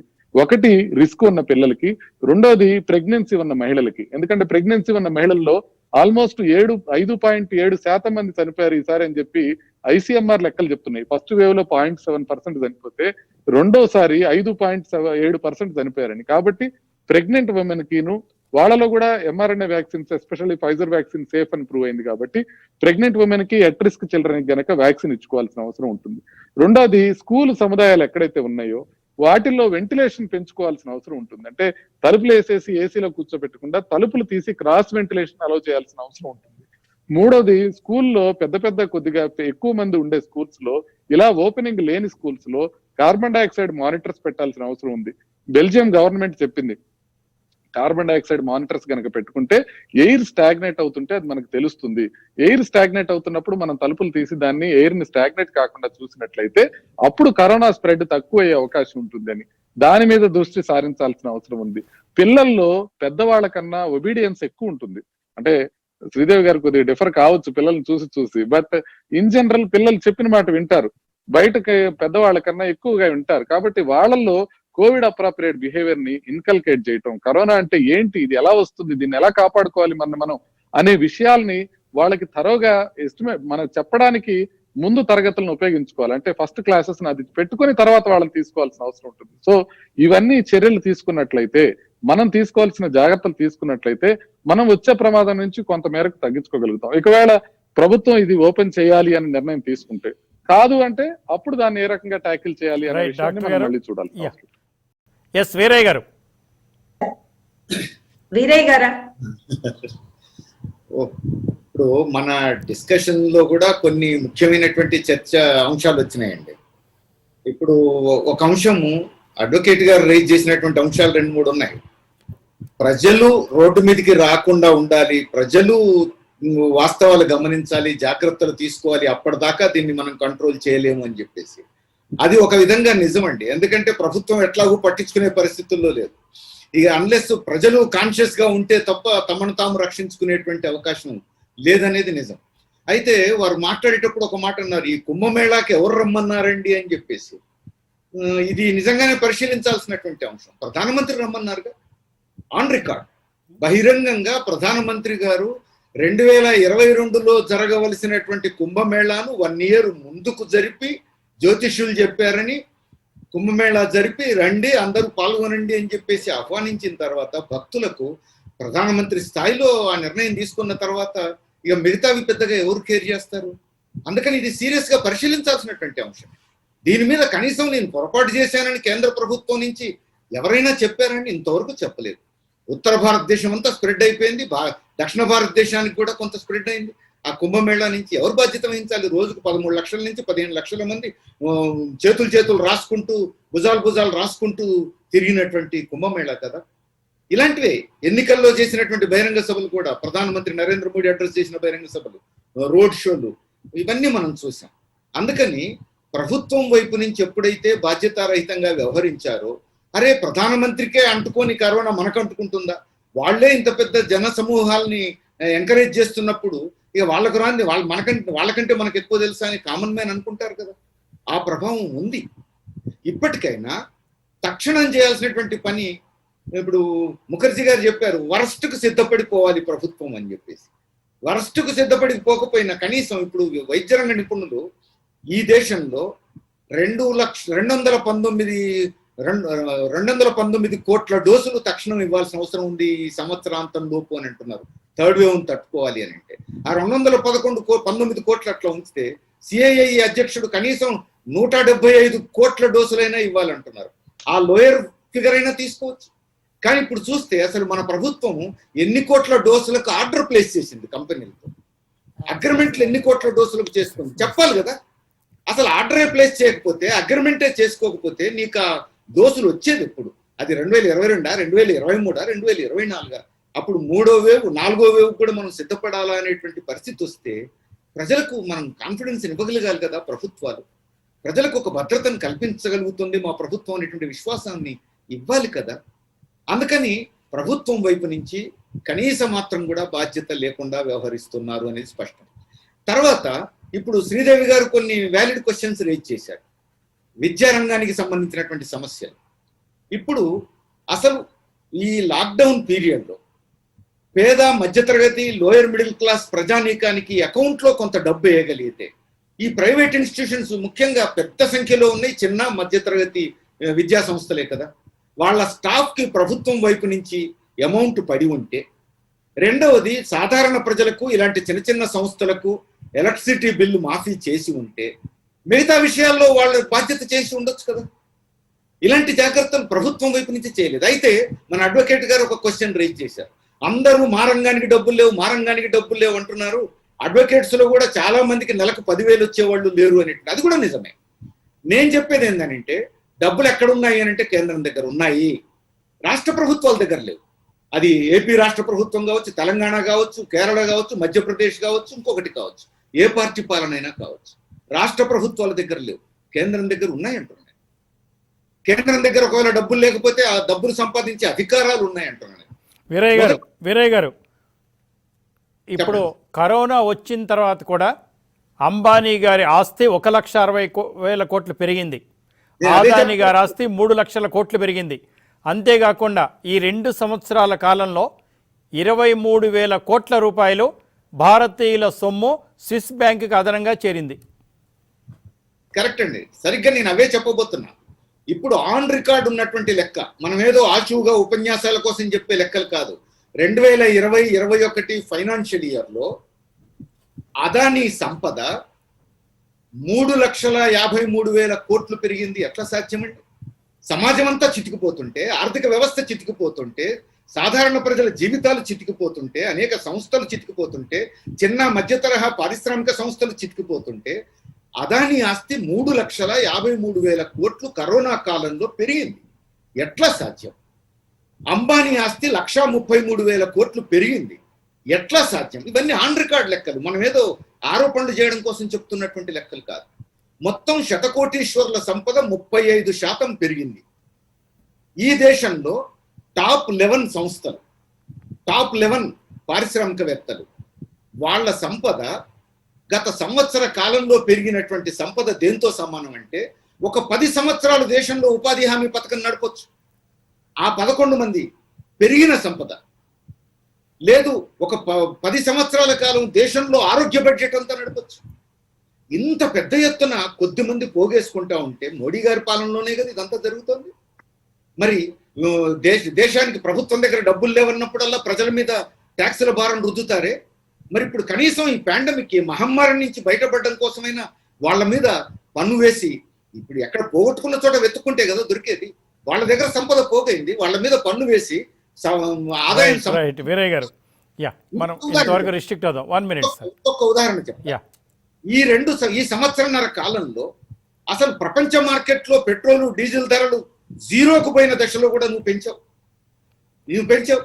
పెద్ద ఎత్తున కేంద్రం ఖజానా నింపుకున్నావు. ఇప్పుడు ఆ డబ్బంతా 3 లక్షల కోట్లకు పైనే పోగై ఉంది కదా. వీరయ్య గారు, అంటే అందరి దగ్గర డబ్బులు ఎందుకు లేకుండా చేశారంటే, ఇంకా ఏమీ లేకపోతే దొంగలు ఎట్లాగో దోచుకోరు కదా, హాయిగా తిరగొచ్చు కదా వీళ్ళు. అందుకని మీ ఉన్న డబ్బులని ప్రభుత్వం దోచుకుంటుంది, ఇంకెవరు దొంగలు దోచుకోకుండా, దొంగలు పడకుండా మీ ఇళ్లలో. సరే, ఈ నంబర్స్లో ఒక్కటి చెప్పాలి మీకు. లాస్ట్ బడ్జెట్లో యూనియన్ ఫైనాన్స్ మినిస్టర్ 35,000 కోట్లు వ్యాక్సిన్ కని బడ్జెట్లో పెట్టింది. ఓకే, దాంట్లో ఈ రోజుకి అప్రాక్సిమేట్లీ 7,300 ఏదో 1,000 crores స్పెండ్ చేశారు. మిగతా అమౌంట్ ఏమైంది? అది ఫ్యూచర్ కోసం పెట్టాం సార్. ఈ బాలలందరూ వెరీ ఇంపార్టెంట్ ఫిగర్ మేడం, చాలా కరెక్ట్ గా చెప్పింది ఏంటంటే డబ్బులు అక్కడ ఉన్నాయని. ఎస్ శ్రీదేవి గారు, ఇప్పుడు అంటే ఒకటి డాక్టర్ ముఖర్జీ గారు చెప్పారు మేడం, చిన్నపిల్లలంటే 5 సంవత్సరాల వరకు ఇంట్లోనే ఉంచుతారు. ఓకే, తర్వాత అక్కడి నుంచి చిన్నపిల్లలు మనం ఎవరు చెప్పినా ఎంత చెప్పినా మీరు క్రమశిక్షణ అనే పదం ఉపయోగించినా వారు ఆప్యాయతగా ఉంటారు, కలిసి కూర్చుంటారు, కలిసి భోజనం చేస్తారు, కలిసే ఆడుకుంటారు. దాన్ని కూడా మనం విస్మరించకూడదు, అలానే ఉండాలి పిల్లలు కూడా. అదే 8th క్లాసు తర్వాత పిల్లలు చాలా చాలా జాగ్రత్తగా ఉండాలని చెప్పి డాక్టర్ ముఖర్జీ గారు చెప్పారు మేడం. నేను ఒక విషయం చెప్తాను సాంబశివరావు గారు, అందరూ కూడా ఒప్పుకోవాల్సింది ఏంటి అంటే, ఒక ఏజ్ వచ్చిన తర్వాత పిల్లల్లో ఒక డిసిప్లిన్ కానీ, ఆరోగ్యం పట్ల అవగాహన కానీ, దేశం పట్ల, ఆర్థిక పరిస్థితుల పట్ల అవగాహన కానీ, ప్రాణం విలువ కానీ ఏదన్నా తల్లిదండ్రులు చెప్పడం కంటే గురువుల నోట్లో నుంచి వచ్చినప్పుడు ఇంకా ఎఫెక్టివ్ గా పనిచేస్తుందండి. వాళ్ళని కోవిడ్ నార్మ్స్ ప్రకారం ట్రైన్ చేయడం కానీ, వాటి కోవిడ్ కండిషన్స్ కి సెన్సిటైజ్ చేయడం కానీ ఈ విద్యా సంస్థలలో తప్పనిసరిగా ఇట్ ఈస్ పాసిబుల్ అన్నమాట. అయితే ఇక్కడ సమగ్రమైన విధానం ఒకటి మనకి కావాలి. అంటే ఎన్ని గంటల పాఠశాలలు నడుపుతాము, ఎంత స్పేస్ లో ఎంతమంది విద్యార్థుల్ని కూర్చోబెడతాము, ఎయిర్ సర్క్యులేషన్ ఎలా ఉంటుంది. ఇందాక డాక్టర్ గారు చెప్పారు, he was speaking about carbon dioxide measurement. Today we have air purifying machines which are portable in size and which can be installed in every classroom లో ఇప్పుడు ఎయిర్ కండిషనర్స్ బదులుగా air purifiers మనం పెట్టుకోవచ్చు, which are bactericidal and vericidal and every kind of organism ని చంపేటటువంటి modern machines ఈ రోజు వచ్చేసినాయి. అలాంటి ఫెసిలిటీస్, అలాంటి వాటి మీద ఫోకస్ చేయండి. ప్రభుత్వానికి ఇది మాకంటే వాళ్ళకి ఎక్కువ తెలుస్తుంది, వాటిని ఇన్స్టాల్ చేసే పరిస్థితి పెట్టుకోండి. అలాగే పిల్లలు వీక్లీ ఇన్ని రోజులు, ప్రతిరోజు కాకుండా వారంలో ఒక 3 రోజులు స్కూల్ కి, లేదా వారంలో ఒక 4 రోజులు స్కూల్ కి, మార్నింగ్ టైంలో ఈ పిల్లలు ఇన్ని గంటలు, సాయంత్రం టైంలో ఈ పిల్లలు ఇన్ని గంటలు, ఈ విధంగా వాళ్ళని ఫేస్డ్ మేనర్ లో స్కూల్స్ కి కనుక మనము మళ్ళీ రీఇంట్రడ్యూస్ చేస్తే ఆ విపరీతంగా నిద్రపోవడాలు, లేజీ అయిపోవడాలు, ఒళ్ళు పెంచుకోవడాలు, తల్లిదండ్రులు మాట వినకపోవడాలు, ఇంట్లో గొడవలు, పేరెంట్స్ పిల్లలకి ఫ్రిక్షన్. యాజ్ అ సైకాలజిస్ట్ నా క్లినిక్ కి ఈ 6 నెలల్లో 10 times బిజినెస్ పెరిగిందండి. I'm sorry to say this. I feel bad about it. Wife and husband issues కానీ, పిల్లల ఇష్యూస్ కానీ, పిల్లలకు ఇంటర్నెట్ మీద ఆడిపోయే గేమ్స్ అడిక్షన్స్ కానీ, టెలిఫోన్ అడిక్షన్స్ కానీ, ఎన్నో ప్రవర్తన లోపాలు పిల్లల్లో వచ్చేస్తున్నాయి. వాటిని ఇంకా పెంచి పోషించకుండా విద్యా విధానంలో సమగ్రమైన మార్పులు తీసుకొచ్చి ఎటువంటి విధి విధానాలకు స్కూల్స్ అండ్ కాలేజెస్ ఫాలో అవ్వాలి అన్నది మేధావులందరినీ కూర్చోబెట్టి ఈ డిస్కస్ చేసి schools and colleges, especially high school, junior, degree colleges and PG colleges should be kept open అండి. కాకపోతే నేనేమంటానంటే వచ్చి సడన్ గా కాలేజెస్ ఓపెన్ చేసి ఏమాత్రము ప్రిపరేషన్ లేకుండా 1 week లో ఇంటర్నల్ ఎగ్జామినేషన్స్ అని చెప్పి, ఇంటర్నల్ ఎగ్జామినేషన్ నోటిఫికేషన్ కూడా ఏమంటారు, ఆన్లైన్ లో ఎగ్జామినేషన్ కండక్ట్ చేయండి అని మాకు నోటిఫికేషన్ వచ్చిందండి. ఎలా కండక్ట్ చేస్తాము, వేర్ ఇస్ ద టెక్నాలజీ, మా దగ్గర ఉన్న పిల్లల దగ్గర ఉందా, అటెండ్ అవ్వగలరా, is it possible, is the result validated, ఇవన్నీ ఎన్నో ప్రశ్నలు ఉన్నాయి. అది కాకుండా ఇప్పుడు వాళ్ళు అనౌన్స్ చేసిన 2 నుంచి 3 వారాల లోపల ఫైనల్ ఎగ్జామ్స్ కండక్ట్ చేసేస్తామంటున్నాం. ఎంతమంది పిల్లలు అసలు క్లాసెస్ అటెండ్ అయ్యారు, వాళ్ళకి ఎంత అర్థమైంది, ఎంతమంది ఓన్లీ లాగిన్ అయ్యి పడుకో నిద్రలు పోయారు, ఇవన్నీ చాలా ఇంటర్నల్ సమస్యలు చాలా ఉన్నాయండి. కాబట్టి విద్యారంగాన్ని చాలా క్యాజువల్ గా, ఎడ్యుకేషనల్ ఇన్స్టిట్యూషన్స్ ని చాలా క్యాజువల్ గా తీసుకోకూడదండి. నేనేమంటానంటే education sector is the mother of all sectors. రేపు డాక్టర్ ముఖర్జీ గారు లాంటి బ్రహ్మాండమైన డాక్టర్లు రావాలన్నా, మేడం సీనియర్ లాయర్ లాంటి బ్రహ్మాండమైన లాయర్లు రావాలన్నా, దేశాన్ని నడిపించే రాజకీయ నాయకులు రావాలన్నా, ఏదైనా కూడా విద్యారంగం పటిష్టంగా ఉండాలి. ఆరోగ్యం, వైద్యము, విద్య, ఉపాధి, ఈ 3 రంగాలు స్ట్రాంగ్ గా ఉన్న రోజునే దేశం ముందుకెళ్తుంది. లేకపోతే అదానీలు, అంబానీలు మాత్రమే ముందుకెళ్తారు, మనమందరము అక్కడే ఉండిపోతాం. సో విద్యారంగాన్ని ఆదుకోవాల్సిన అవసరం ఉంది. పిల్లలందరికీ ప్రాతిపదిక మీద, యుద్ధ ప్రాతిపదిక మీద 18 years and above ప్రతి విద్యా సంస్థని కాంటాక్ట్ చేసి గవర్నమెంట్ వాళ్ళ కాలేజీల్లో సెంటర్ పెట్టి ప్రతి విద్యార్థిని వ్యాక్సినేట్ చేయాల్సినటువంటి అవసరం ఉంది. అలాగే ప్రైవేట్ లెక్చరర్స్, అందరు లెక్చరర్స్ కి ఈ వ్యాక్సినేషన్ ఇవ్వాల్సినటువంటి అవసరం ఉంది. రెండోది, మీరు ఇంతమందికి రాయితీలు కల్పిస్తున్నారు, మేమేంటంటే మేము అటు చిన్నవాళ్ళము కాదు, పెద్దవాళ్ళము కాదు, అడుగు తినలేము, సంపాదించుకోను లేము, ఆ పరిస్థితిలో ఉన్నారు మా విద్యా సంస్థలు కానీ, అక్కడ పనిచేసేటటువంటి సిబ్బంది కానీ. వాళ్ళకి కూడా ఆర్థిక సహాయం ఇవ్వాల్సినటువంటి అవసరం ఉంది. మరి ఇందాక మేడం గారు ఒక మాట అన్నారు, ఎవరికి వాళ్ళు మాకు కావాలి. అవును మేడం, అమ్మాయిని అడగందే పెట్టరు. మా రంగాన్ని గురించి ఎవరు నోరెత్తి మాట్లాడడం లేదు, దాని గురించి ముందుకు వెళ్ళడం లేదు. పైగా విద్యా సంస్థలు అంటే వాళ్ళేదో దొంగలు, దోచుకునే వాళ్ళు అనే విధంగా ఆ విపరీతమైన ప్రచారం చేయడం, ఏవో కొంతమంది ఎల్ రవిచంద్ర గారు అన్నది ఏంటంటే, సీనియర్ అడ్వకేట్, వారు డిజిగ్నేటెడ్ సీనియర్ అడ్వకేటు, వారు అన్నది ఏంటంటే మేడం, మనకి ఆల్రెడీ అడ్వకేట్స్లో కూడా ఇటువంటి పరిస్థితులు ఉన్నాయి, ప్రతి సెక్టర్లో ఇటువంటి పరిస్థితులు ఉంటాయి. అంటే దాదాపు 90% అడ్వకేట్స్కి అసలు క్లర్కులు మేడం, ఇంకా సార్ మర్చిపోయారు చెప్పడం, క్లర్కులు ఉంటారు మేడం, అంటే రిట్ ఫైల్ చేయటం, ఆర్డర్ కాపీ తీసుకురావడం, వారికి క్లయింట్కి అనుసంధానం చేస్తూ కేసు ఎప్పుడు వస్తుంది అది రిజిస్టర్ చేయడం, దీనికి ఒక వ్యవస్థ ఉంది మేడం. ఆ వ్యవస్థలో నిజంగా కూడా 300 సంపాదించుకునే వాళ్ళు చాలా గొప్పలు మేడం. ఒక్కసారి హైకోర్టుకి వెళ్తే మనం జడ్జిలను చూసి, వాళ్ళ కార్లను చూసి, వాళ్ళ హోదాను చూసి కాదు మేడం, అక్కడ కింద కూర్చొని వీళ్ళు పనిచేస్తూ ఉంటారు, వాళ్ళని చూసి కూడా. మరి వాళ్ళకైతే నాకు తెలిసి మరి చాలా ఘోరమైన పరిస్థితులు ఉన్నాయి మేడం. మరి ఈ సెక్టర్స్ అన్నీ కూడా ప్రభుత్వం ఆలోచించాలి. అసలు ప్రభుత్వం ఈ సెక్టర్ అంటే కొత్తగా వచ్చింది, అంటే కరోనా వచ్చిన తర్వాత ఎఫెక్ట్ అయిన ఈ సెక్టర్స్ గతంలో ఎప్పుడు కూడా ఈ సెక్టర్స్కి ప్రభుత్వం నుంచి సదుపాయం లేదు. ప్రభుత్వం చేయబోయే సహాయం గురించి ఎదురు చూసిన సంస్థలు కాదు ఇవి. ఈ కొత్తగా ప్రాబ్లమ్స్ వచ్చిన సంస్థలు ఇవి. చూద్దాం మరి డాక్టర్ ముఖర్జీ గారు మరికొన్ని జాగ్రత్తలు చెప్తారో చిన్న బ్రేక్ తర్వాత.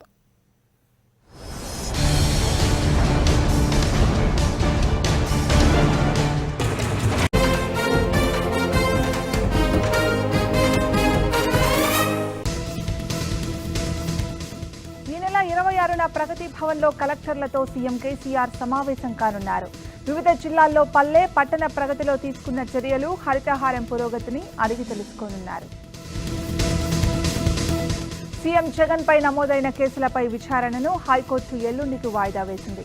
కేసుకు విచారణ అర్హత ఉందో లేదో ముందే నిర్ధారించాలని ఏజీ వాదనలు వినిపించారు. ఏజీ వాదనలు విన్న హైకోర్టు విచారణను ఎల్లుండికి వాయిదా వేసింది.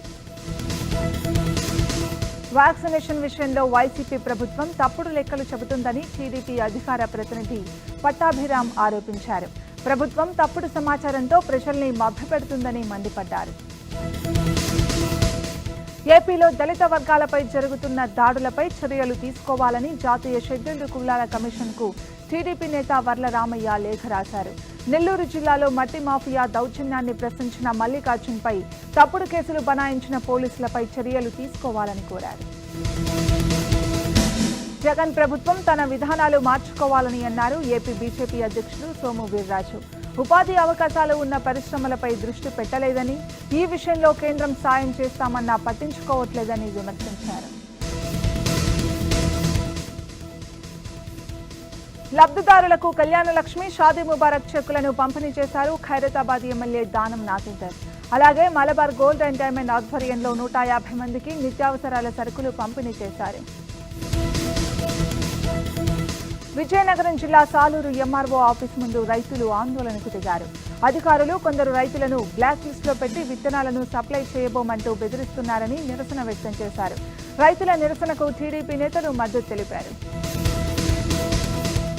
తెలంగాణలో జూలై 1 నుంచి ఇంటర్ తరగతులు ప్రారంభమవుతాయని బోర్డు కార్యదర్శి ఉమర్ జలీల్ తెలిపారు. ఇంటర్ విద్యార్థులకు ఒకరోజు ప్రత్యక్ష తరగతులు, మరో రోజు ఆన్లైన్ క్లాసులు ఉంటాయని చెప్పారు. వనపర్తి జిల్లాలో విషాదం చోటు చేసుకుంది. మట్టిమిద్దె కూలీ సర్పంచ్ లచ్చమ్మ, ఆమె మనవడు వంశీ నిద్రలోనే సజీవ దహనమయ్యారు. దాంతో ఆ గ్రామంలో విషాద ఛాయలు అలుముకున్నాయి. గుంటూరు జిల్లా నకరికల్లు మండలం గుండపల్లి వద్ద అక్రమంగా తరలిస్తున్న మద్యాన్ని పోలీసులు స్వాధీనం చేసుకున్నారు. సిమెంటు లారీలో తరలిస్తున్న 2400 బాటిళ్లు సీజ్ చేసి 14 మందిని అరెస్టు చేశారు. విజయవాడ మారుతి నగర్లోని ఓ ఇంట్లో అక్రమంగా నిల్వ చేసిన 7 లక్షల విలువైన 108 విదేశీ మద్యం బాటిళ్లను పోలీసులు స్వాధీనం చేసుకున్నారు. 2 వ్యక్తులను అదుపులోకి తీసుకుని విచారిస్తున్నారు. అనంతపురం జిల్లా హిందూపురంలో భారీ చోరీ జరిగింది. ఇంటి యజమానులు వైద్యం కోసం ఆసుపత్రికి వెళ్లగా ₹1 కోటి నగదు, 2 తులాల బంగారం, 20 తులాల వెండి ఆభరణాలు దుండగులు అపహరించారు. ఖమ్మం జిల్లాలోని బీజేవైఎం కార్యకర్తలు ఓ ప్రైవేటు స్కూల్ వద్ద ఆందోళన చేపట్టారు. అధిక ఫీజులు వసూలు చేస్తున్నారంటూ స్కూల్ ముందు బైఠాయించారు. దీంతో కాసేపు యాజమాన్యం బీజేవైఎం కార్యకర్తల మధ్య వాగ్వాదం నెలకొంది. బ్యాంకులను మోసగించి పరారైన విజయ్ మాల్యా, నీరవ్ మోదీ, మొహల్ చోక్సీల నుంచి స్వాధీనం చేసుకున్న ఆస్తులను ప్రభుత్వం రంగ బ్యాంకులకు, కేంద్ర ప్రభుత్వానికి ఈడీ బదిలీ చేసింది. మొత్తం 9,371 కోట్ల విలువైన ఆస్తులను అటాచ్ చేసినట్లు తెలిపింది. పాకిస్తాన్లోని లాహోర్లో భారీ పేలుడు సంభవించింది. ముంబై బాంబు పేలుళ్ల ప్రధాన సూత్రధారి లష్కర్ ఉగ్రముఠా నాయకుడు హఫీజ్ సయీద్ నివాసం సమీపంలో ఈ ఘటన జరిగింది. 2 మృతి చెందగా 16 మంది తీవ్రంగా గాయపడ్డారు.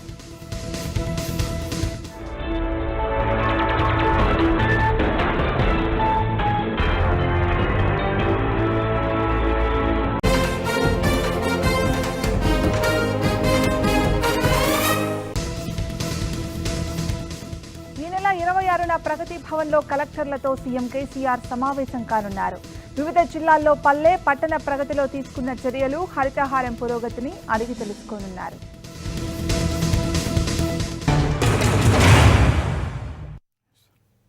చర్చకు తిరిగి స్వాగతం. డాక్టర్ ముఖర్జీ గారు, మరికొన్ని జాగ్రత్తలు. ఇప్పుడు ఇక్కడున్న అందరూ కూడా వివిధ రంగాలకు చెందిన నిపుణులు. ముఖ్యంగా మీరన్నట్టుగా పిల్లల్లో థర్డ్ వేవ్ ప్రబలంగా ఉంటుందా లేదా అనేది శాస్త్రీయంగా ఇంతవరకు ప్రూఫ్ కాలేదు. కాబట్టి మనం అది వదిలేద్దాం. పిల్లలతో సహా అన్నది మాత్రం మనం అంగీకరిద్దాం. ఇప్పుడున్న పరిస్థితుల్లో ప్రభుత్వాలైతే అన్లాక్ చేసేసాయి. మనం కూడా ప్రభుత్వాన్ని ఏమనలేం. వాళ్ళ పరిస్థితులు అటువంటి, ఆర్థిక పరిస్థితి చూసుకోవాలి. ప్రభుత్వం కూడా నడవాలి కదా. వాళ్ళకేమి చెట్లకు డబ్బులు కాయవు. ప్రజల నుంచి వచ్చే పన్నులే వాళ్ళకు శాలరీస్ కానివ్వండి, మెయింటెనెన్స్ కానివ్వండి, ఇవన్నీ కూడా ఉంటాయి. ప్రభుత్వం ఇంకెన్ని జాగ్రత్తలు తీసుకోవాలి, మనం ఎన్ని జాగ్రత్తలు తీసుకోవాలి? అంటే మన జాగ్రత్తల సంగతి చూసుకుంటే అసలు మనం ఇప్పుడు దాకా జాగ్రత్తలు ఎలా తీసుకుంటున్నాం అనే విషయాన్ని ఒక సర్వేలో ఇవాళ ప్రకటించారండి. సెకండ్ వేవ్ అయిపోయిన తర్వాత కూడా అసలు మాస్క్ కంప్లైంట్స్ ఎంతవరకు ఉంది ఒక పరిశోధన జరిగింది. దాంట్లో జరిగితే వాళ్ళు 33,000 మందిని సర్వే చేసి వాళ్ళు కనుక్కున్నారు మాస్క్ కంప్లైంట్స్ ఎంత ఉంటుంది అని. వాళ్ళు తెలుసుకుంది ఏంటంటే ఇండియాలో 32% మాస్క్ కంప్లైంట్స్ ఉందని, 32% మందే మాస్కులు పెట్టుకుంటున్నారు. మిగతా వాళ్ళందరూ మాస్కులు పెట్టుకోవడం లేదు, సరిగ్గా పెట్టుకోవడం లేదు అని. అంటే మనం ఇంత నెత్తి మోరు మొట్టుకుని చెప్తున్నా అందరూ ప్రాణానికి ప్రమాదం వాళ్ళ ఇంటి పక్కనో వాళ్ళ వీధిలోనో వాళ్ళ ఊర్లోనో చూసినా ఎంత చేసినా సరే మాస్క్ సరిగ్గా పెట్టుకోవడం ఏదైతే సింపుల్ థింగో, ఏది ఎవరి మీద డిపెండ్ అవ్వాల్సిన అవసరం లేదో, ఏదైతే పెద్దగా ఖర్చు ఉండదో, ఏది సైడ్ ఎఫెక్ట్స్ లేని ఒక మందో, ఈ మాస్క్ విషయంలో అందరూ ఇంకా కంప్లైంట్ గా లేకపోవడం అనేది బాధ కలిగిస్తుంది. సో మొట్టమొదటిగా మనం అర్థం చేసుకోవాల్సింది మాస్క్ కంప్లైంట్స్ ని మనం పెంచాల్సిన అవసరం ఉంది. ప్రజల్లో అవేర్నెస్ తీసుకురావాల్సిన అవసరం ఉంది. ఇప్పుడు అనుకుంటున్నాం మనం అవేర్నెస్ ఎక్కువ వచ్చింది, మనం చెప్పిందే చెప్తున్నాము అని. మనం చెప్పింది ఇంకా చాలా మందికి చేరాల్సిన అవసరం ఉంది. ఇంకా ఎక్కువ మంది దీని మీద ప్రచారం చేయాల్సిన అవసరం ఉంది. అది number 1. Number 2, governments third wave కి ప్రిపేర్ అయ్యేటప్పుడు ఒక ఇంపార్టెంట్ థింగ్ ఒకటి ఉంది. ఇప్పుడు మనకి మేజర్ గా 2 రకాలుగా పేషెంట్స్ ట్రీట్ చేయబడుతున్నారు. ఒకటి గవర్నమెంట్ హాస్పిటల్స్ లో, ఇంకొకటి ప్రైవేట్ హాస్పిటల్స్ లో. గవర్నమెంట్ హాస్పిటల్స్ లో ఇంప్రూవ్ చేయాల్సింది ఒకటి ఉంది, ప్రైవేట్ హాస్పిటల్స్ లో ఇంప్రూవ్ చేయాల్సింది ఒకటి ఉంది. గవర్నమెంట్ హాస్పిటల్స్ లో అద్భుతంగా ట్రీట్మెంట్ ఇస్తున్నారు. ఇవాళ పొద్దునే నా దగ్గరకు ఒక పేషెంట్ వచ్చారు.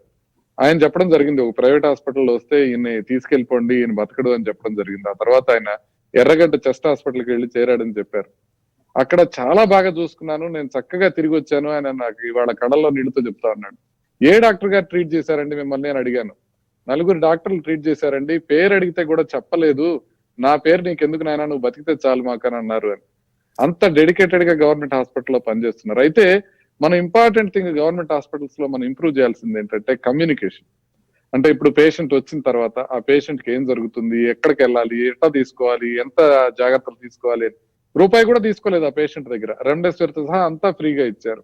కాబట్టి గవర్నమెంట్ సెక్టర్ ని మనం ఇంకా బెటర్ గా యూజ్ చేసుకోవాల్సిన అవసరం ఉంది, కమ్యూనికేషన్ పెంచుకోవాల్సిన అవసరం ఉంది.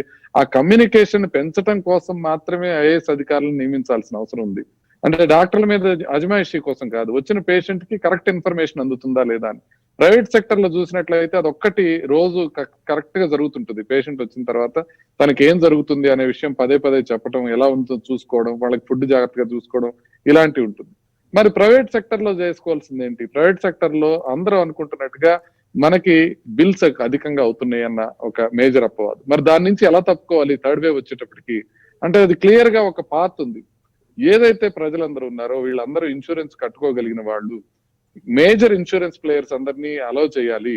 వాళ్ళకి చిన్న చిన్న ప్రీమియమ్స్ తో వాళ్ళకి నెక్స్ట్ 6 months to 1 year గనక కోవిడ్ ప్యాకేజెస్ ఇప్పుడు ప్రతి ఇన్సూరెన్స్ లో ఉన్నాయి, అవి గనక కట్టుకునేటట్టు ఎంకరేజ్ చేస్తే అది ఖచ్చితంగా ప్రైవేట్ హాస్పిటల్స్ వాళ్ళు యాక్సెప్ట్ చేసేటట్టు చర్యలు తీసుకుంటే మనకి ఇన్సూరెన్స్ కంపెనీ వాళ్ళు హ్యాపీగా ఉంటారు, ప్రజలు హ్యాపీగా ఉంటారు, హాస్పిటల్స్ హ్యాపీగా ఉంటారు.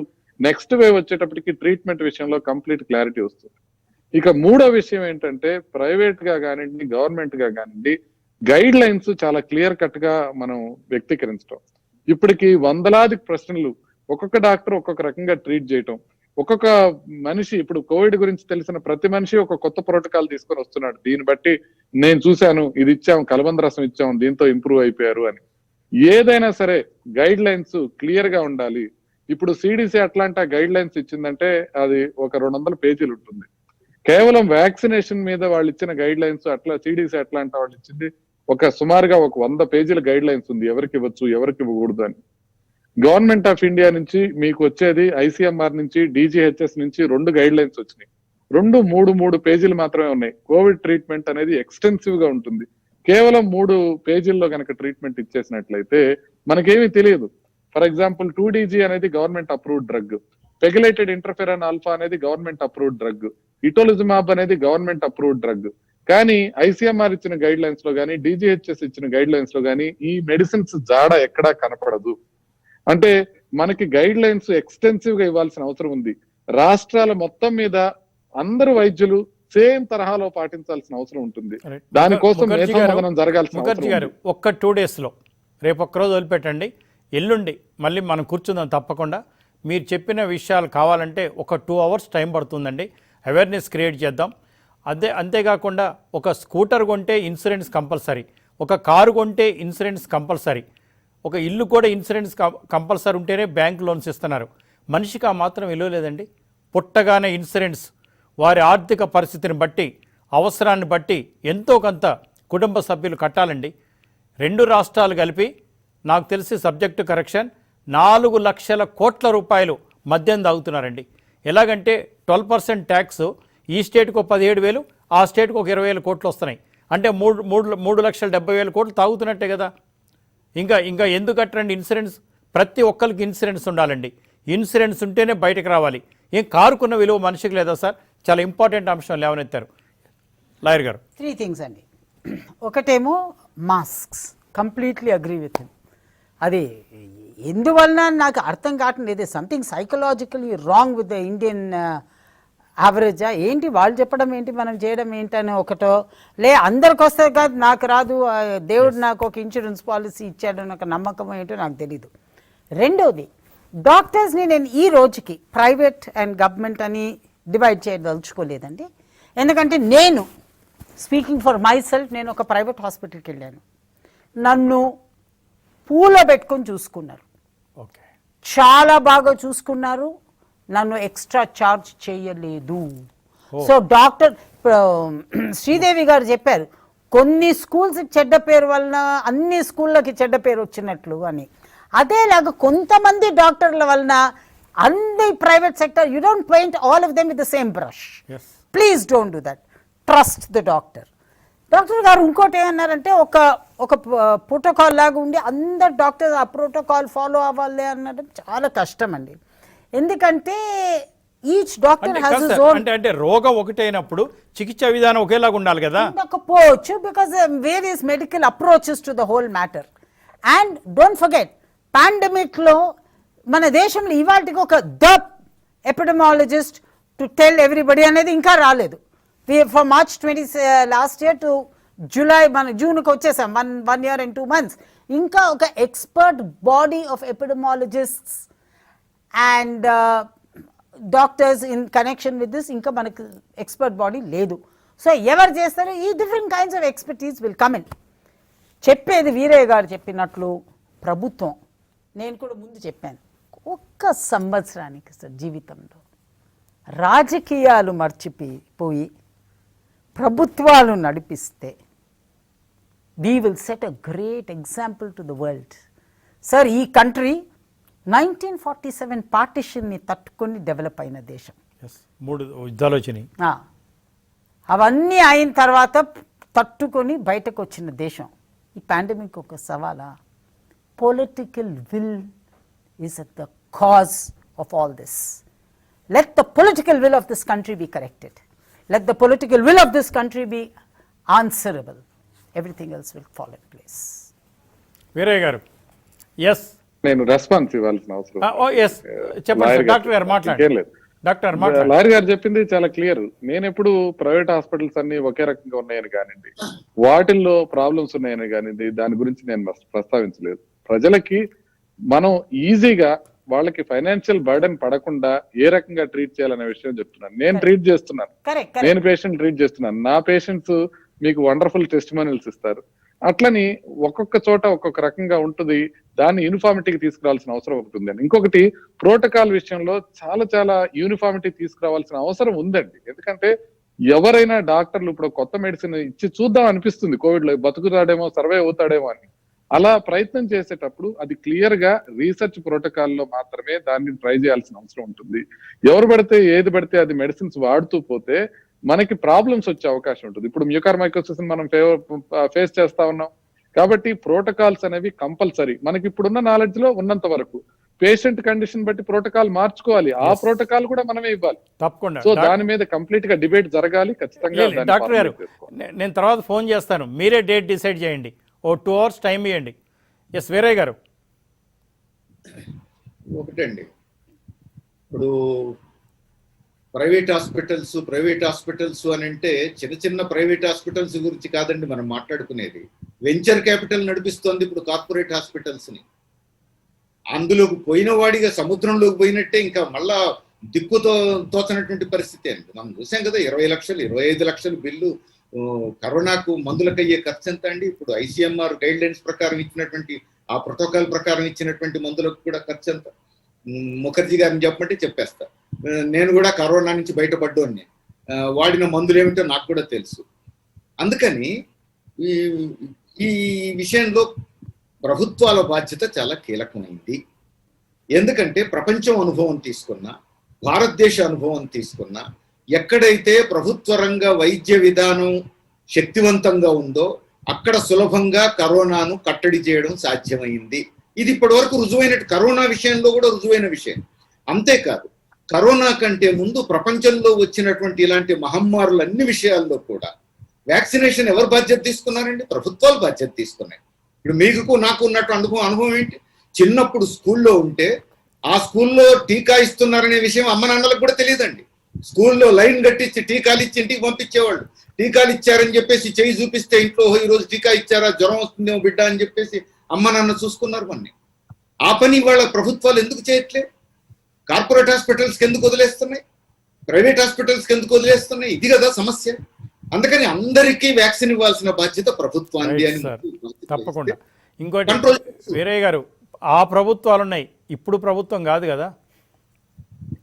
ఇప్పుడు మనం చూస్తున్నామండి, మన కళ్ళ ముందు కేరళ ప్రభుత్వం కొన్ని చేసింది. అవైనా కేంద్ర ప్రభుత్వం చేయజాలదా? మన రాష్ట్ర ప్రభుత్వం చేయజాలదా? కేరళ ప్రభుత్వం పరిమితమైనటువంటి ప్రోటోకాల్స్ కూడా దృష్టిలో పెట్టుకొని కేరళలో ఉన్న మొత్తం డాక్టర్స్ కి ఇంకా ఫస్ట్ కేసు కూడా రాకముందే ట్రైనింగ్ ఇచ్చింది. మొత్తం వైద్య రంగంలో ఉన్నటువంటి సిబ్బంది మొత్తానికి మినిమం ట్రైనింగ్ ఇచ్చింది. అంటే ఒక కాన్ఫిడెన్స్ ఇచ్చింది. ఎస్, మేము ఇప్పటి వరకు కరోనాను చూడకపోయినా ఇప్పుడు కరోనా వస్తే మేము ఇట్లా ట్రీట్ చేయగలము. ఆ ప్రభుత్వాన్ని పడగొట్టాలన్న సమయం ఆసనం అయింది సార్. ఇప్పుడు అవే కూడా సమస్య అదే. ఈవెన్ నౌ కేరళ ప్రభుత్వం చేస్తున్నటువంటి కొన్ని ప్రత్యామ్నాయాలు మన కళ్ళ శ్రీదేవి గారికి ఇద్దాం, ఫైనల్ కన్క్లూడ్ చేద్దాం సార్. ఇప్పుడే అడ్వకేట్ గారు చెప్పారు, సీనియర్ అడ్వకేట్, 35,000 కోట్ల రూపాయలు వ్యాక్సినేషన్ కోసం కేటాయిస్తే బడ్జెట్లో 7,000 కోట్ల రూపాయలు కేటాయించారు, ఖర్చు చేశారు.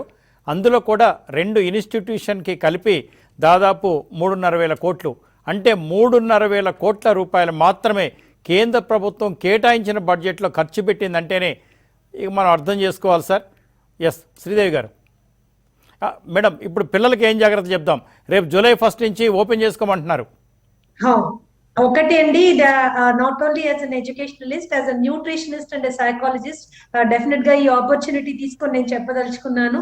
పిల్లలు ఇంట్లో నుంచి స్కూళ్ళకి వచ్చేటప్పుడు తగు జాగ్రత్తల మీద ప్రాపర్ ట్రైనింగ్ స్కూల్స్ వాలంటరీగా ముందుకు వచ్చి ట్రైన్ చేయాలి. ఇమ్యూనిటీ ఫుడ్స్ అనేవి రేపు ఈ రోజు కరోనా వస్తే రేపటి నుంచి తినాలి, లేకపోతే రేపు కరోనా వస్తుందేమోనని ఈ రోజు ఏవేవో తినేసి జాడీలు జగ్గులు కషాయాలు తాగితే మనకి ఇమ్యూనిటీ వచ్చేస్తుంది అనుకుని గొంతులంతా కాల్చుకునే పరిస్థితి కాదండి.